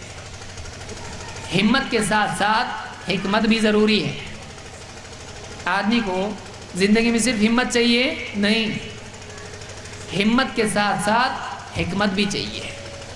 آپ نے کہا کہ اب اگر میں فوراً یہ کر دوں قوم بدزن ہو جائے گی. آپ نے نہیں کیا، بلکہ آپ کی حکمت کا اندازہ آپ اس سے لگا سکتے ہیں کہ بدر میں، بدر کی جنگ سبھی جانتے ہیں، مسلمان اور مشرکین کے بیچ میں جنگ ہوئی.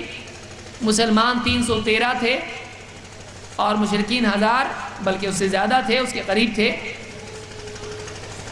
اس جنگ میں مشرکین قید بھی ہوئے، اور ہر جنگ میں ایسا ہوتا ہے، یہاں کے کچھ لوگ قتل ہوتے ہیں، وہاں کے کچھ لوگ قتل ہوتے ہیں، یہاں کے کچھ قیدی ہوتے ہیں وہاں، وہاں کے کچھ قیدی ہوتے ہیں یہاں. تو کچھ مشرکین شرک کرنے والے بھی قید ہوئے، مسلمانوں کے یہاں پہ قید ہوئے. اللہ کے نبی صلی اللہ علیہ وسلم نے ان مشرکین سے کہا جو قید ہوئے تھے، اگر تم انصار کے بچوں کو لکھنا پڑھنا سکھا دو تو یہی تمہارے لیے ہم آزاد ہونے کا ذریعہ بنا دیں گے. آج کے زمانے میں اگر دو ملک لڑ رہے ہیں، یہاں کے قیدی وہاں ہو تو ان کے ساتھ کیا حال ہوتا ہے؟ مارا جاتا، پیٹا جاتا، کوئی ان کو پوچھنے والا بھی نہیں ہوتا ہے. اس زمانے میں قیدی ہیں، اسلام اور مسلمانوں کے خلاف لڑنے کے لیے لوگ آئے ہیں، وہ قید ہو رہے ہیں. ان کو کیا کہا جا رہا ہے؟ ان کے پاس علم ہے، پڑھنا لکھنا ان کو آتا ہے. اللہ کے نبی صلی اللہ علیہ وسلم نے کہا تم کو اپنے آپ کو اگر آزاد کرانا ہے تو تم کو کیا کرنا پڑے گا؟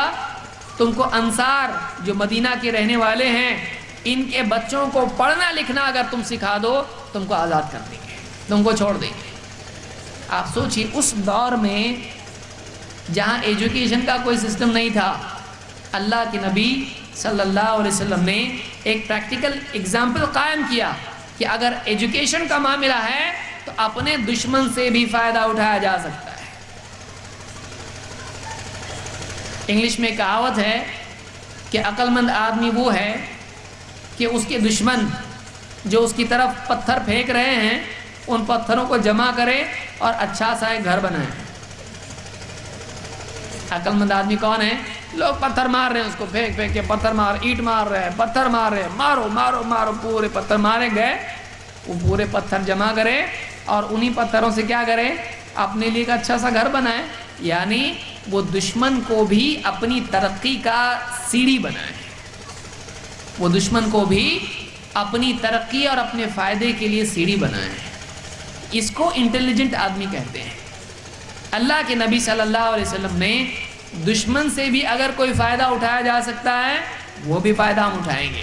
تو ان کے پاس پڑھنا لکھنے کا علم تھا. اللہ کے نبی صلی اللہ علیہ وسلم نے ان سے کہا تم ہمارے بچوں کو پڑھنا لکھنا سکھاؤ، ہم تم کو چھٹی کر دیں گے، چھوڑ دیں گے تم کو. اس سے بات معلوم ہوتی کہ ایجوکیشن کا کتنا اہتمام اللہ کے نبی صلی اللہ علیہ وسلم نے کیا ہے. آج مسلمان نہ دینی اعتبار سے ایجوکیشن میں ہے نہ دنیوی اعتبار سے ہے. ہونا تو یہ تھا کہ دینی اعتبار سے بہت ایجوکیشن اور دنیوی اعتبار سے بھی بہت ایجوکیشن، اور پھر دنیا کے اندر جا کے اسلام کے پیغام کو پہنچانے والا مسلمان بنتا. لیکن آج نہ دین کا نہ دنیا کا، یہ نہ جانے کس کا ہے، نہ اللہ کا، نہ گھر والوں کا، نہ بندوں کا، وہ کسی کا بھی نہیں، وہ شیطان اور نفس کا ہو گیا ہے. تو اللہ کے نبی صلی اللہ علیہ وسلم نے آج سے 1400 سال پہلے یہ نمونہ ہمارے لیے چھوڑا، اپنے بعد چھوڑا کہ اگر علم کے لیے، ایجوکیشن کے لیے دشمن سے بھی اس کو لے سکتے ہیں تو لینا چاہیے. آج خود ہمارے لیے یہ بات مسلمانوں کے لیے ایک اسوہ آپ کا ہے کہ آج دوسری قومیں ان کے بارے میں بڑی بڑی تقریریں کرنا، یہود و نصارہ اور فلاں، اور یہ ان کے پاس آج ٹیکنالوجی ہے، ان کے پاس آج دنیا بھر کی ساری فیلڈ کے مالک وہ بنے ہوئے ہیں. مسلمانوں کو چاہیے کہ وہ علوم حاصل کریں اور اس سے وہ ترقی کریں کہ اسلام کا فائدہ اس کے ذریعے سے ہو. آج مسلمان پچھڑے ہوئے بنے ہوئے ہیں، دینی اعتبار سے بھی اور دنیاوی اعتبار سے بھی. ہر اعتبار سے وہ علم کے میدان میں پیچھے ہیں.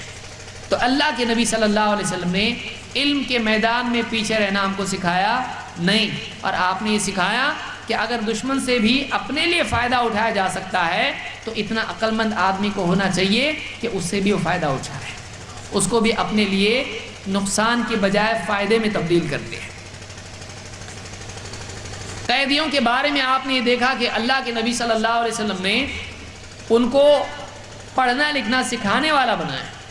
اسی کے ساتھ ابن کثیر کہتے ہیں کہ اللہ کے نبی صلی اللہ علیہ وسلم کے زمانے میں جو قیدی، بدر کے قیدی مسلمانوں کے انڈر میں تھے، اللہ کے نبی صلی اللہ علیہ وسلم نے خاص حکم کو یہ دیا تھا کہ جو یہ خود کھاتے ہیں اس میں سے ان کو کھلائیں اور ان کے ساتھ تکلیف والا سلوک نہ کریں۔ لہذا مسلمان ان کے گھروں میں جو قیدی ہوا کرتے تھے، مسلمان اپنے کھانوں میں خود کچا اور کمتر کھانا کھا کے اپنے سے بہتر کھانا ان قیدیوں کو دیا کرتے تھے۔ اللہ کے نبی صلی اللہ علیہ وسلم کی تاکید تھی کہ قیدیوں کے ساتھ اچھا سلوک کیا جائے۔ یہ دشمن تھے، یہ وہ لوگ تھے جو مسلمانوں کو قتل کرنے کے لیے آئے تھے، یہ وہ لوگ تھے جنہوں نے مکہ سے مسلمانوں کو نکالا تھا، یہ وہ لوگ تھے جنہوں نے اللہ کے نبی صلی اللہ علیہ وسلم کو دھکے دیے تھے، آپ کو ستایا تھا۔ لیکن ان لوگوں کو جب قید کیا گیا تو اللہ کے نبی صلی اللہ علیہ وسلم نے کہا کہ ان کو تم اچھا سلوک کرنا، کھلانے پلانے میں ان کی کوئی کسر نہیں چھوڑنا۔ تو ابن کثیر کہتے ہیں کہ صحابہ کا یہ حال ہوا اس حکم کی وجہ سے کہ خود کسی طرح سے کچھ بھی کھا لیتے تھے لیکن قیدیوں کو اچھا کھانا کھلاتے تھے۔ ایسا سماج اللہ کے نبی صلی اللہ علیہ وسلم نے قائم کیا تھا۔ عائشہ رضی اللہ تعالیٰ فرماتی ہیں من تقم رسول اللہ صلی اللہ علیہ وسلم علی نفسہ، اللہ کے رسول صلی اللہ علیہ وسلم نے اپنی ذات کے لیے کبھی کسی سے بدلہ نہیں لیا۔ لوگوں نے آپ کو بہت ستایا۔ ایک صحابی کہتے ہیں کہ اللہ کے نبی صلی اللہ علیہ وسلم کو میں نے دیکھا آپ بازار میں لوگوں کو اسلام کی دعوت دے رہے ہیں، یا ایھا الناس قولوا لا الہ الا اللہ تفلحوا، اے لوگو لا الہ الا اللہ کا اقرار کرو تم کامیاب ہو جاؤ گے۔ اور آپ کے پیچھے پیچھے ایک آدمی چل رہا ہے، آپ کے سر پہ مٹی ڈالتا اور کہتا ہے لوگو اس کی باتوں میں مت آنا، یہ تم کو تمہارے بتوں سے دور کرنا چاہتا ہے، تم کو لات و عزا سے دور کرنا چاہتا ہے، اس کی بات مت ماننا۔ آپ کے پیچھے پیچھے چل رہا ہے، آپ کے سر پہ مٹی ڈالتا ہے، آپ بتائیے کتنا انسلٹنگ آدمی کو فیل ہوگا کہ ایک آدمی لوگوں کو بات کر رہا ہے اور اس کے سر پہ پیچھے سے کوئی مٹی ڈال رہا ہے، کتنا غصہ آئے گا۔ اتنا ستایا تھا، آپ کو دھکے دیے تھے۔ آپ نے تھوڑی دیر پہلے ہی سنا تھا، آپ نماز میں سجدے میں ہیں، مسجد حرام میں آپ آگے نماز پڑھ رہے ہیں، آپ کی پیٹھ پر اونٹ کی اوجڑی لا کے ڈالی جا رہی ہے، آپ لوگوں کے پاس چل کے اتنا دور سفر کر کے طائف جا رہے ہیں اور آپ کو پتھر مار مار کے لہو لہان کر دیا جا رہا ہے، آپ کو دھکے دیے جا رہے ہیں، آپ کا مذاق اڑایا جا رہا ہے، آپ کو ہر قسم کی جسمانی اور ذہنی تکلیف دی جا رہی ہے۔ یہ وہ لوگ تھے۔ لیکن عائشہ رضی اللہ عنہا فرماتی ہیں کہ اللہ کے رسول صلی اللہ علیہ وسلم نے کبھی اپنی ذات کے لیے کسی سے بدلہ نہیں لیا، آپ نے کسی سے انتقام نہیں لیا کہ یہ ہے اس نے مجھ کو ستایا تھا مارو اس کو، اس نے مجھ کو دھکے دیے تھے اس کو قتل کرو، اس نے تلوار لے کر یہ آدمی آتا ہے اس کو قتل کرو، آپ نے کبھی ایسا نہیں کیا۔ ایسی کئی مثالیں ہم کو آپ کی زندگی سے ملتی ہیں۔ اللہ کے نبی صلی اللہ علیہ وسلم ایک مرتبہ صحابی کہتے ہیں کہ سفر میں ہم اللہ کے نبی صلی اللہ علیہ وسلم کے ساتھ تھے اور آپ کے لیے ہم نے ایک پیڑ چھوڑ دیا، سایہ دار پیڑ کہ اس کے نیچے آپ آرام کریں۔ آپ صلی اللہ علیہ وسلم نے اپنی تلوار اس پیڑ پہ لٹکائی اور آپ وہاں لیٹ گئے۔ مشرکین میں سے، دشمنوں کی طرف سے، غیر مسلموں میں سے ایک آدمی آیا، چھپتے چھپاتے آیا، اس نے دیکھا اچھا دیکھو یہاں پہ تلوار لٹکا کے سوئے ہوئے ہیں، اس سے اچھا موقع کیا ہے پولیٹیکل اساسینیشن کا، قوم کا بڑا آدمی ہے اسی کو قتل کر دو مسئلہ ہی ختم، ساری مصیبت کی جڑ تو یہی ہے، یہی ہمارے بتوں کا انکار کرتا ہے، یہی ایسا کرتا ہے۔ وہ آدمی آیا اور چپکے سے آیا اور اس پیڑ پر لٹکی ہوئی اللہ کے نبی صلی اللہ علیہ وسلم کی تلوار اس نے نکالی، آواز پیدا ہوئی، آہٹ پا کر اللہ کے نبی صلی اللہ علیہ وسلم بھی جاگ گئے۔ آپ نے دیکھا ایک آدمی ہے، اس کے ہاتھ میں میری ہی تلوار ہے، اور تلوار بالکل تان کے کھڑا ہے۔ اس نے پوچھا اتخاف منی، مجھ سے ڈر لگتا ہے؟ ڈر لگ رہا کہ نہیں لگ رہا؟ آپ نے کہا نہیں۔ وہ ڈانٹ کے کہہ رہا ڈر لگتا ہے کہ نہیں لگتا ہے؟ نہیں، ڈر نہیں لگ رہا ہے۔ اس نے اور پریشرائز کرنے کے لیے، سائیکولوجیکل پریشر، اس نے کہا کون بچائے گا اب آپ کو مجھ سے؟ بچائے گا کون؟ ڈر نہیں لگ رہا ہے؟ اچھا بچائے گا کون؟ ڈرنا چاہیے، سچویشن ایسی ہے، یہ ڈرنے کی سچویشن ہے، بچائے گا کون؟ آپ نے ادھر ادھر نہیں دیکھا فلاں بچائے گا، عمر، ابو بکر اور فلانا فلانا، نہیں، کون بچائے گا آپ کو مجھ سے؟ آپ نے جواب دیا اللہ، مجھ کو اللہ بچائے گا۔ آپ کا یہ جملہ جب اس نے سنا مجھ کو اللہ بچائے گا، اور آپ کا یہ نیڈر پن کہ کچھ بھی اثر نہیں ہے، تلوار میرے ہاتھ میں، ایک ہاتھ گھماؤں گا ہو سکتا ہے گردن نکل جائے، قاعدے سے تو یہی ہوتا ہے۔ لیکن اس آدمی کا کیا حال ہے؟ ڈر بالکل نہیں، کہ ڈر لگتا ہے؟ نہیں، کون بچائے گا؟ اللہ۔ اس کے ہاتھ سے آپ کا یہ، آپ کی ہمت اور آپ کی بے خوفی دیکھ کر اس کے اوپر اثر ایسا ہوا کہ اس کے ہاتھ سے تلوار گر گئی۔ اللہ کے نبی صلی اللہ علیہ وسلم نے دیکھا تلوار گر گئی، آپ نے وہ تلوار اٹھائی اور آپ نے پوچھا اب یہ بتاؤ تم کو مجھ سے کون بچائے گا؟ اب تلوار، جس کی تلوار اس کے ہاتھ میں جب آتی ہے تو واقعی صحیح جگہ پہ آ جاتی ہے۔ آپ نے پوچھا تم کو مجھ سے کون بچائے گا؟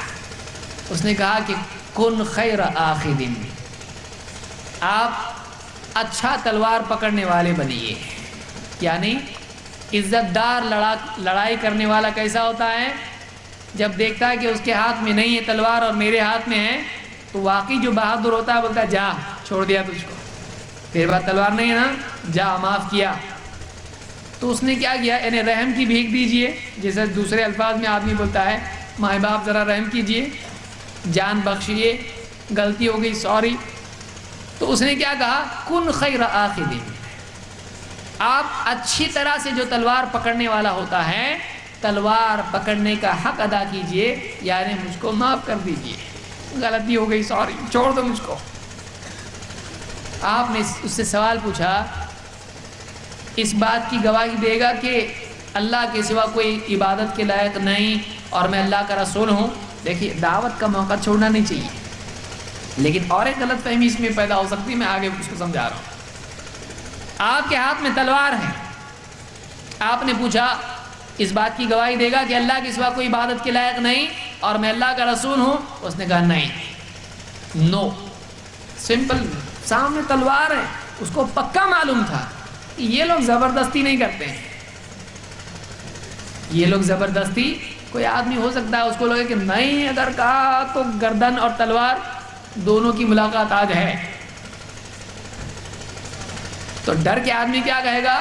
اس کے علاوہ اور ایک درجن چیزیں اور بھی ہوں تو ماننے کے لیے تیار ہوں۔ لیکن اس کو معلوم تھا کہ یہ ان کا اصول کیا ہے؟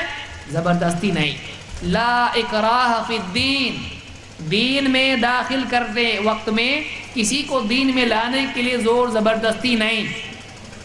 تو کہا کہ تو اس بات کی گواہی دیتا ہے کہ اللہ کے سوا کوئی عبادت کے لائق نہیں، میں اللہ کا رسول ہوں؟ اس نے کہا نہیں، نہیں مانتا میں، نہیں، ہاں اتنا وعدہ کر سکتا ہوں کہ میں آپ کے خلاف کبھی لڑوں گا نہیں، اور اگر کوئی دوسرے لوگ آپ کے خلاف لڑیں میں ان کا ساتھ بھی نہیں دوں گا، آپ مجھ کو چھوڑ رہے ہو، میں بھی آپ کے خلاف نہیں لڑوں گا۔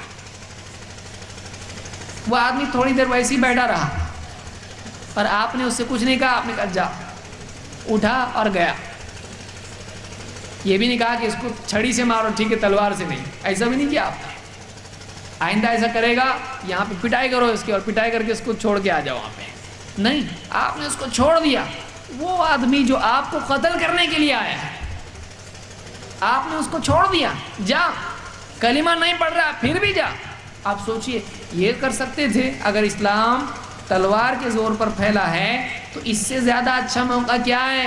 ایک آدمی آیا ہے، قتل کرنے کی سازش تھی، سب کچھ پکڑا گیا، اور اس کے بعد موقع ہے اسلام قبول کر اور پھر چھوڑیں گے نہیں تو نہیں چھوڑیں گے تجھ کو، مارنے آتا ہے ہم کو، تلوار لیتا ہے ہماری، پڑھ کلمہ 10 بار پڑھ، کر سکتے تھے، آپ نے نہیں کیا ایسا، بلکہ آپ نے کیا کیا؟ جا۔ وہ آدمی جو اس نے دیکھا، ایک تو اتنا پاورفل انسان کہ کسی کا ڈر ہی نہیں اس کو، اتنا پاورفل کہ اس کے نڈر ہونے کا مجھ پر ڈر پیدا کر رہا ہے، ایسا نڈر آدمی کہ اس کے نڈر پن کو دیکھ کے میرے اندر ڈر پیدا ہو کہ میرے ہاتھ سے تلوار گر گئی نیچے، اور اتنا ہمدرد آدمی، دیکھیے بہادری اور نرمی دونوں کا جمع ہونا بہت مشکل چیز ہوتی ہے، کہ آپ ایک طرف تو بہادر ہیں، نڈر ہیں، دوسری طرف وہ آدمی جو آپ کے قتل کے لیے آیا ہے، آپ نے کہا کلمہ پڑھے گا نہیں، جا، چھوڑ دیا تجھ کو، معاف کر دیا آپ نے اس کو اتنی آسانی سے، اتنی آسانی سے، اس پر اتنا اثر پڑا اس بات کا کہ اپنے قبیلے میں جا کر اس نے کہا آج تو میں ایسے آدمی سے مل کے آیا جو سب سے اچھا آدمی ہے، جتنے لوگوں سے میری آج تک کی میٹنگ ملاقات جو بھی ہوئی ان میں سب سے بیسٹ آدمی سے مل کے آیا ہوں میں، واقعی تعریف وہ ہے جو آپ کا دشمن کرے۔ یہ دیکھیے نہیں ماننے والا جا کے بولتا ہے، وہ کچھ بھی ہوا آدمی تو بہت زبردست ہے، ایسا اللہ کے نبی صلی اللہ علیہ وسلم کے بارے میں آپ کے مخالفین کہا کرتے تھے۔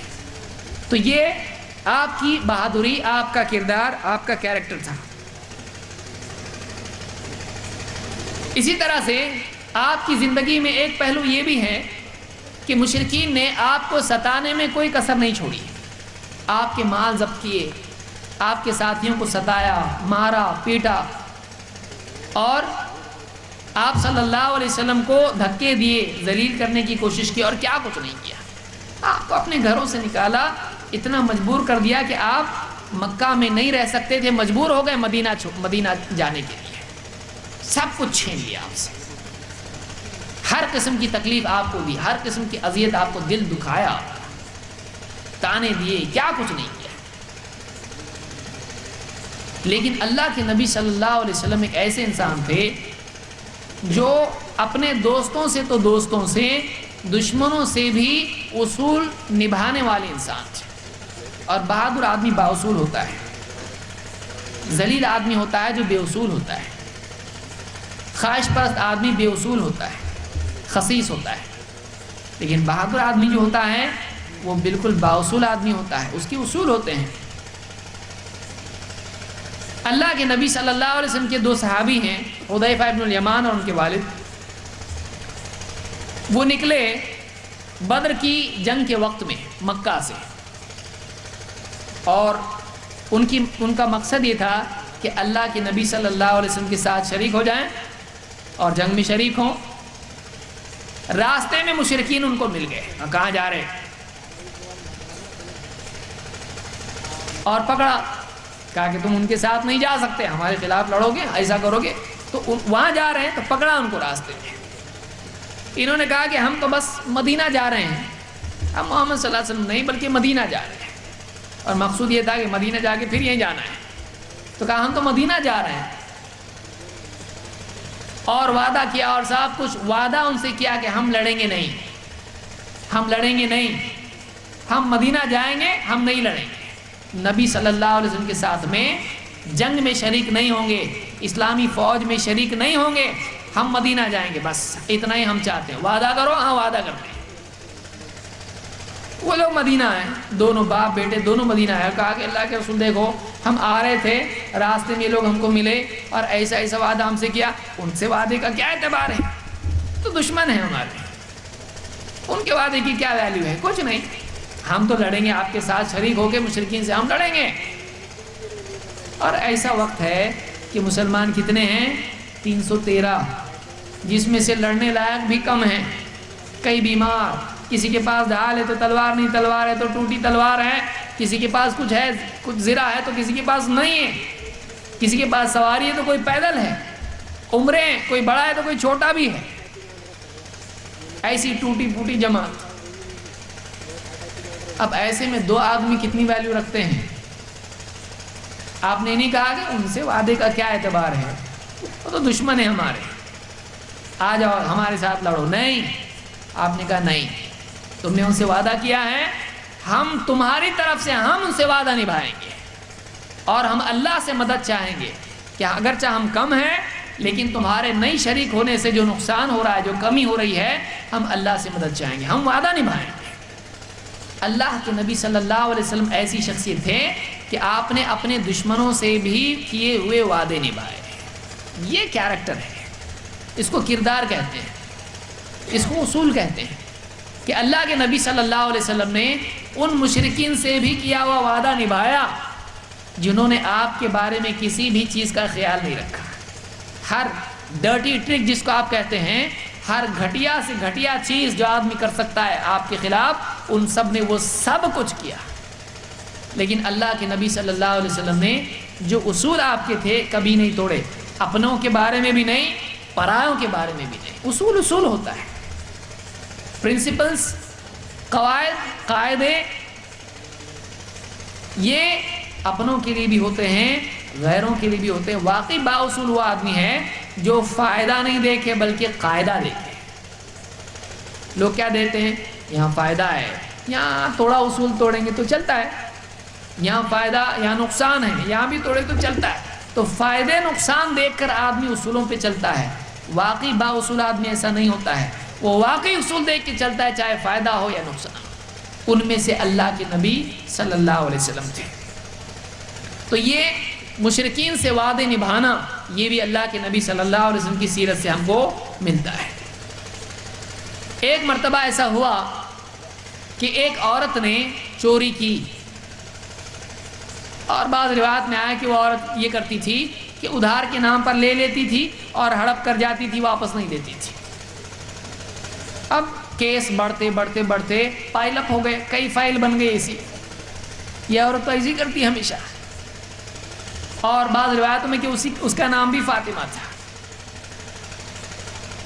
تو اب یہ کیس، وہ عورت قریش کی عورت تھی، قریش بہت عزت دار گھرانہ۔ اب ان لوگوں کو، یہ مخزومیہ قبیلے کی تھی، ان لوگوں کو یہ برا لگا کہ اگر چوری کے عوض میں، چوری کی سزا میں اس عورت کا ہاتھ کاٹا گیا اگر، تو ہماری تو بڑی بدنامی ہو جائے گی، ہمارے قبیلے کی ہے اور اس کا ہاتھ کاٹا گیا۔ تو اللہ کے نبی صلی اللہ علیہ وسلم سے ذرا سفارش کرتے ہیں کہ اس کو معاف کر دو، چوری کی ٹھیک ہے غلطی ہو گئی، معاف کر دو اس کو، ورنہ ہمارے قبیلے کی عزت جائے گی۔ اب اتنی بڑی بات بولے کون؟ کیونکہ یہ اللہ کا قانون ہے اور سزا سزا ہے، تو ایسے معاملات میں سفارش سے تو اللہ کے نبی صلی اللہ علیہ وسلم ناراض ہوتے ہیں۔ تو کیا کیا جائے؟ ایسے آدمی کو آگے کیا جائے جو بڑا پیارا ہے نبی کا، اسامہ ابن زید۔ ان کو بولتے ذرا آپ بات کرو کہ اس کو نظر انداز کر دیا جائے، اس عورت کو معاف کر دیا جائے، چھٹی۔ اب یہ گئے اللہ کے نبی صلی اللہ علیہ وسلم کے پاس اور کہا ایسا ایسا معاملہ ہے، اس کو اگر چھوڑ دیا جائے، معاف کر دیا جائے، تھوڑا سا سفارش ہو جائے تو بہتر ہے۔ اللہ کے نبی صلی اللہ علیہ وسلم جب سنا، سخت ناراض ہو گئے، اور آپ نے کہا تم اللہ کی حدوں میں سے میرے سامنے سفارش کرنے کے لیے آئے ہو؟ اللہ کے قانون کی چینج کرنے کے لیے مجھ سے کہہ رہے ہو؟ جو اللہ نے سزا مقرر کر دی ہے اس سزا کو چینج کرنے کے لیے کہتے ہو؟ اس میں مجھ کو لینینسی، اس میں مجھ کو میری طرف سے اس میں معافی کا تم یعنی سلوک سکھا رہے ہو مجھ کو؟ اتشفع فی حد من حدود اللہ، کیا تم اللہ کی حدود میں سے کسی حد میں، اللہ کی سزاؤں میں سے کسی سزا میں تم سفارش کر رہے ہو؟ اللہ کی قسم اگر میری بیٹی فاطمہ بھی ہوتی، یہ تو دوسری فاطمہ ہے، اللہ کی قسم اگر میری بیٹی فاطمہ ہوتی اور اگر وہ بھی چوری کرتی تو اللہ کی قسم میں اس کا بھی ہاتھ کاٹ دیتا۔ میری بیٹی ہوتی تو تم تو دوسرے کی بیٹی بتا رہے ہو، کسی کی بیوی ہے، کسی کی بہو ہے، وہ تو میری اپنی نہیں ہے، تم اس کے بارے میں کہہ رہے ہو۔ اللہ کی قسم اگر میری بیٹی اگر ہوتی اور وہ بھی اگر چوری کرتی تو میں اس کا بھی ہاتھ کاٹ دیتا۔ قاعدہ اس کو کہتے ہیں، یہ نہیں کہ ٹیچر ہے تو دوسرے کے بچے کی تو خوب پٹائی، اور اپنا بچہ اگر غلطی کرے تو ٹھیک ہے واپس جاؤ، آئندہ مت کرنا، کیونکہ یہ رشتے میں ہے۔ قاعدہ نہیں ایسا، اپنے پرائے کا کوئی قاعدہ نہیں، اللہ کا قاعدہ ہے۔ آپ نے فرمایا کہ اللہ کی قسم اگر میری بیٹی فاطمہ بھی اگر ہوتی تو اس کا بھی میں ہاتھ کاٹ دیتا۔ یہ اللہ کے نبی صلی اللہ علیہ وسلم، اس کو انصاف اور عدل کہتے ہیں۔ اب ان چیزوں سے ایک یہ بات پیدا ذہن میں ہو سکتی ہے کہ نعوذ باللہ اللہ کے نبی صلی اللہ علیہ وسلم ہاتھ کاٹنے والے اور بالکل بااصول آدمی بعض اوقات سخت ہوتا ہے۔ گھر میں بھی دادا جان نانا جان جو بعض گھروں میں بہت اصول والے ہیں تو سب لوگ ان سے ڈرتے ہیں۔ ڈرتے کیوں ہیں؟ بہت اسٹرکٹ ہیں، بہت سخت ہیں۔ تو بعض اوقات ایک بااصول آدمی سخت مزاج ہوتا ہے، لیکن یہ بھی کمال ہے شخصیت کا کہ ایک آدمی بااصول ہونے کے ساتھ ساتھ نرم بھی ہو، اور یہی بات اللہ کے نبی صلی اللہ علیہ وسلم میں پائی جاتی ہے۔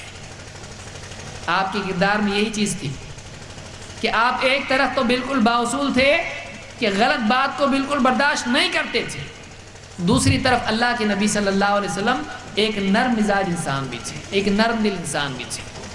مثال کے طور پر عبداللہ ابن جعفر رضی اللہ عنہ کہتے ہیں کہ اللہ کے رسول صلی اللہ علیہ وسلم جب سفر سے واپس لوٹتے تو مدینہ میں جو بچے کھیل رہے ہوتے راستوں میں، بازار میں، یہاں وہاں، تو آپ صلی اللہ علیہ وسلم اپنے ساتھ سواری پر ان کو سوار کر لیتے ہیں، اور مدینہ میں داخل ہوتے آپ کی سواری پر کئی بچے سوار ہو جاتے ہیں، آپ کی اونٹنی پر کئی بچے سوار ہو جاتے، کوئی آگے آپ کسی کو بٹھاتے، کبھی کسی کو پیچھے بٹھاتے، اور ایک ساتھ کئی بچے آپ کے ساتھ سوار ہو جاتے اور سب کو لے کے آپ مدینہ میں آتے تھے۔ یہ نہیں کہ آپ کو بچے دیکھتے ہی فوراً، جیسے آج کوئی بستی میں کوئی بہت بزرگ ہستی ہو، کسی بستی میں اگر کوئی بزرگ ہستی ہو اور بہت پرنسپل اور اصول والا ہو، اس کو دیکھتے ہی لوگ کیا ہوتے ہیں، بدک جاتے، ارے دیکھو آئے، بھاگو یہاں سے، کان پکڑ کے پوچھیں گے سلام کیوں نہیں کیا؟ ہمارے ایسا ہوتا ہے، ہم اصول سکھانے آتے ہیں تو سزا سے شروعات کرتے ہیں، تعلیم سے نہیں۔ ایسا نہیں تھا، بلکہ بچے اللہ کے نبی صلی اللہ علیہ وسلم کو دیکھتے ہی آپ کی طرف لپک پڑتے تھے اور آپ کے ساتھ مدینہ میں داخل ہوتے، اور آپ کسی کو اپنے آگے اونٹ پہ بٹھاتے، کبھی کسی کو پیچھے بٹھاتے، اور آپ سب کو لے کے مدینہ میں داخل ہوتے ہیں۔ بلکہ انس رضی اللہ عنہ کہتے ہیں، اور انس رضی اللہ عنہ کا خود کا یہ عمل تھا کہ ایک مرتبہ حضرت انس گئے تو بچے وہاں پر کھیل رہے تھے، انہوں نے بچوں کو سلام کیا، حضرت انس نے بچوں کو سلام کیا اور کہا دیکھو اللہ کے نبی صلی اللہ علیہ وسلم بھی بچوں کو سلام کیا کرتے تھے، اللہ کے نبی صلی اللہ علیہ وسلم بچوں کو سلام کرتے تھے۔ اتنا بڑا نبی کہ جس کے پیچھے عیسیٰ و موسیٰ، ابراہیم و آدم علیہ السلام نے سب نے مقتدی بن کے نماز پڑھی، ایسی بڑی شخصیت سے بچوں کے پاس گزرتے تھے، بچوں کے پاس سے گزرتے تھے، آپ بچوں کو سلام کرتے تھے۔ ہمارے یہاں کیا ہوتا ہے، بچوں کے پاس سے آدمی گزرے اور بچے کھیل رہے اپنا، تو ان کا کھیل روک کے بولتا ہے کیوں تمہارے باپ نے سلام کرنا نہیں سکھایا تم کو؟ ہونا کیا چاہیے، آنے والا سلام کرنا چاہیے۔ ہم لوگوں سے عزت طلب کرتے ہیں، اللہ کے نبی صلی اللہ علیہ وسلم لوگوں کو عزت دیتے تھے، عزت دینے سے ملتی ہے، مانگنے سے نہیں۔ اللہ کے نبی صلی اللہ علیہ وسلم چھوٹے چھوٹے بچوں کو سلام کرتے تھے، بلکہ انس رضی اللہ عنہ کہتے ہیں کہ اللہ کے نبی صلی اللہ علیہ وسلم کان یزور الانصار ویسلم علی صبیانہم ویمسح رؤوسہم، کہ اللہ کے نبی صلی اللہ علیہ وسلم انصار کے ہاں جاتے تھے، ان کے قبیلوں میں، ان کی بستیوں میں جاتے اور ان کے بچوں کو سلام کرتے اور ان کے سر پہ سے ہاتھ پھیرتے تھے۔ چھوٹے بچے آپ کے پاس آیا کرتے تھے، آپ کے پاس آ کے چپک کے کھڑے ہو جاتے، کبھی یہ اللہ کے نبی ہیں، کبھی ماں باپ لا کے چھوڑ دیتے تھے، لیجئے ہمارا بچہ ذرا دعا کر دیجئے اس کے لیے، کبھی کوئی آپ کی گود میں بچہ، دودھ پیتا بچہ لا کے چھوڑ دیتا تھا، کبھی وہ آپ کے لباس پر پیشاب بھی کر دیتا تھا۔ آپ کبھی یہ نہیں کرتے کیا بچہ لاتے ہو، پیشاب کرا کے نہیں لاتے ہو، ایسے بچے لاتے ہو میری گود میں، نہیں، بلکہ آپ کی گود میں لوگ اپنے بچے لا کے چھوڑتے تھے، لیجئے ہمارا چھوٹا بچہ ہے۔ کوئی بچے آپ کے پیچھے جاتے تھے، آپ کی مہر نبوت دیکھتے تھے۔ ایک بچہ ایسے ہی آیا اور ایسا کرنے لگا، باپ نے ڈانٹا، اے کیا کرتا ہے؟ آپ نے کہا رہنے دو، کوئی بات نہیں ہے، کوئی بات نہیں ہے۔ بچے آپ کے ساتھ میں شفقت اور محبت سے ملتے اور آپ بچوں کے ساتھ شفقت اور محبت کا سلوک کرتے تھے. آپ جنگ میں میدان جنگ میں کھڑے ہونے والی شخصیت وہی ہے اور بچوں کے ساتھ نرمی کا سلوک کرنے والی شخصیت بھی وہی ہے. لہذا اللہ کے رسول صلی اللہ علیہ وسلم بچوں سے بھی نرم سلوک کرتے ہیں. اسی طرح سے آپ صلی اللہ علیہ وسلم فرماتے ہیں کہ میں نماز لمبی کرنے کا ارادہ کرتا ہوں لیکن پھر پیچھے سے بچے کے رونے کی آواز مجھ کو آتی ہے اور پھر مجھ کو یہ احساس ہوتا ہے کہ نماز لمبی کرنے سے اس کی ماں کو تکلیف ہوگی، لہٰذا میں اپنی نماز کو مختصر کر دیتا ہوں. آپ کو امت کا اتنا خیال تھا. آخری وقت میں بھی آپ صلی اللہ علیہ وسلم آخری وقت میں بھی اپنی امت کے بارے میں فکر مند تھے اور آپ کہہ رہے تھے لعنت اللہ علی الیہود والنصارى اتخذوا قبور انبیائہم مساجد. اللہ کی لعنت ہو یہود و نصارہ پر، انہوں نے اپنے نبیوں کی قبروں کو سجدہ گاہ بنا لیا. الصلاۃ وما ملکت ایمانکم، نماز کا خیال کرو اور جو تمہارے غلام ہیں ان کا خیال کرو. اتنے سارے پہلو اللہ کے نبی صلی اللہ علیہ وسلم. بیویوں کی زندگی آپ دیکھیں، بیویوں کے ساتھ سلوک. حضرت عائشہ کی گود میں سر رکھ کے آپ صلی اللہ علیہ وسلم قرآن پڑھا کرتے تھے. فرماتی میں حیض سے ہوا کرتی تھی اور ہڈی میں چوس کے آپ کو دیتی، آپ وہیں سے اس کو چوستے جہاں سے میں نے منہ لگایا ہے، تاکہ لوگوں کو معلوم ہو کہ حیض کی حالت میں عورت ناپاک نہیں ہوتی ہے. آپ ان کی گود میں سر رکھتے تھے اور قرآن پڑھا کرتے تھے. حضرت عائشہ کی گود میں سر رکھ کے قرآن پڑھا کرتے تھے. اپنی بیویوں کے اعتبار سے آپ دیکھیں، سفر میں جایا کرتے تھے تو سفر میں آپ کی کئی بیویاں تھیں تو قرآن اندازی کرتے تھے. جس کے نام کی چٹھی نکلے گی اس کو ساتھ میں سفر میں لے جایا کرتے تھے. ہر اعتبار سے آپ دیکھیں، عبادات کے اعتبار سے، اخلاقی اعتبار سے، بڑوں سے سلوک کے اعتبار سے، چھوٹوں سے سلوک کے اعتبار سے، میدان جنگ کے اعتبار سے، تعلیم کے اعتبار سے، لوگوں کی رہبری کرنے کے اعتبار سے، لوگوں کے دکھ درد میں کام آنے کے اعتبار سے، آپ کس اعتبار سے دیکھیں گے، آپ ہر اعتبار سے دیکھیں، اللہ کے نبی صلی اللہ علیہ وسلم آپ کو اسوہ اور نمونہ دکھائی دیں گے. بہترین انسان. لقد کان لکم فی رسول اللہ اسوۃ حسنہ، تمہارے لیے اس رسول کی زندگی میں بہترین نمونہ ہے. اللہ رب العالمین نے محمد رسول اللہ صلی اللہ علیہ وسلم کو قیامت تک کے انسانوں کے لیے رہبر اور نمونہ بنا کر بھیجا ہے. آپ کے الفاظ بھی ہمارے لیے نورانی ہیں اور آپ کا کردار بھی ہمارے لیے نورانی ہے. آپ کے الفاظ میں بھی حکمت کا نور ہے اور آپ کے اعمال اور آپ کی عملی زندگی میں بھی نور ہے، اس اعتبار سے کہ کوئی آدمی اس کی روشنی میں چلے تو کبھی گڑھے میں نہیں گرے گا. یا ایھا النبی انا ارسلناک شاہدا ومبشرا ونذیرا، اے نبی ہم نے آپ کو لوگوں پر گواہ بنا کر بھیجا ہے، خوشخبری دینے والا بنا کر بھیجا ہے، خبردار کرنے والا بنا کر بھیجا ہے، اور وَدَاعِيًا إِلَى اللَّهِ بِإِذْنِهِ وَسِرَاجًا مُنِيرًا، اور اللہ کے حکم سے لوگوں کو دعوت دینے والا بنا کر اور ایک روشن چراغ بنا کر ہم نے آپ کو بھیجا ہے. آپ اپنے قول سے بھی لوگوں کو دعوت دیتے ہو سیدھے راستے کی طرف، اور آپ کی عملی زندگی بھی ایسی ہے کہ گویا وہ ایک چراغ ہے کہ اس کو لے کر اس کے آدمی اس کی روشنی میں چلے تو کبھی گڑھے میں نہیں گرے گا. آپ کا وجود اعمال کے اعتبار سے، اسوہ کے اعتبار سے ایک چراغ کی طرح روشن ہے. آپ کی عملی زندگی خود ہمارے لیے ایک روشن چراغ ہے، گائیڈ ہے. لہذا ہمارے لیے یہ ایک بہت ہی سعادت کی چیز ہے کہ ہم جتنا بھی اپنے نبی صلی اللہ علیہ وسلم کی صفات، اخلاق، کردار، اقوال، احوال کا تذکرہ کریں وہ ہمارے لیے کم ہی ہے، جتنا زیادہ کریں ہمارے لیے بہت بڑی بات ہے. لہذا اس مجلس میں اللہ کی توفیق سے باتیں میں نے آپ کے سامنے رکھی اور ہم نے ان باتوں کو سنا جو اللہ کے نبی صلی اللہ علیہ وسلم کے بارے میں تھی. میں بہت ہی شکر گزار ہوں ان تمام حضرات کا جنہوں نے اس طرح کی اس مجلس کا انعقاد کیا، خصوصاً شیخ مختار ندوی صاحب جو یہاں کے ذمہ دار ہیں، جنہوں نے اپنے مدرسے میں بھی اس کا انتظام کیا اور یہ سارے اس میں تعاون کیا، اور وہ تمام حضرات جو کسی نہ کسی طرح سے اثر رکھتے ہیں، اس علاقے کے ذمہ دار ہیں، یا جو باہر سے آ کر جنہوں نے یہاں پر تعاون کیا. ان تمام کے لیے ایک بہت بڑی سعادت کی چیز ہے کہ یہ جو باتیں کہی گئیں اور اس کو سنا گیا، اس کے ذریعے سے جس کی زندگی میں بھی بولنے والے سننے والے کی زندگی میں کچھ اثر پیدا ہو، ان کی زندگی میں تبدیلی ہو، تو اللہ رب العالمین سے امید ہے کہ ان تمام کو اس میں اجر ملے گا۔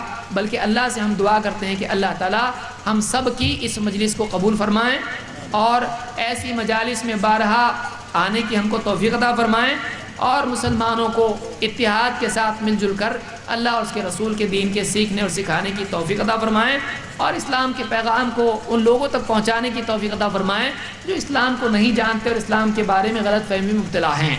تو اللہ تعالیٰ ایسی مجالس کے انعقاد کی بار بار ہم کو توفیق عطا فرمائیں، اور ان تمام لوگوں کو اجر عظیم عطا فرمائیں جنہوں نے کسی نہ کسی اعتبار سے اس مجلس میں، اس اجتماع میں، اس کے انتظام میں ساتھ دیا، تعاون کیا یا کوشش کی یا کسی بھی اعتبار سے کام آئیں۔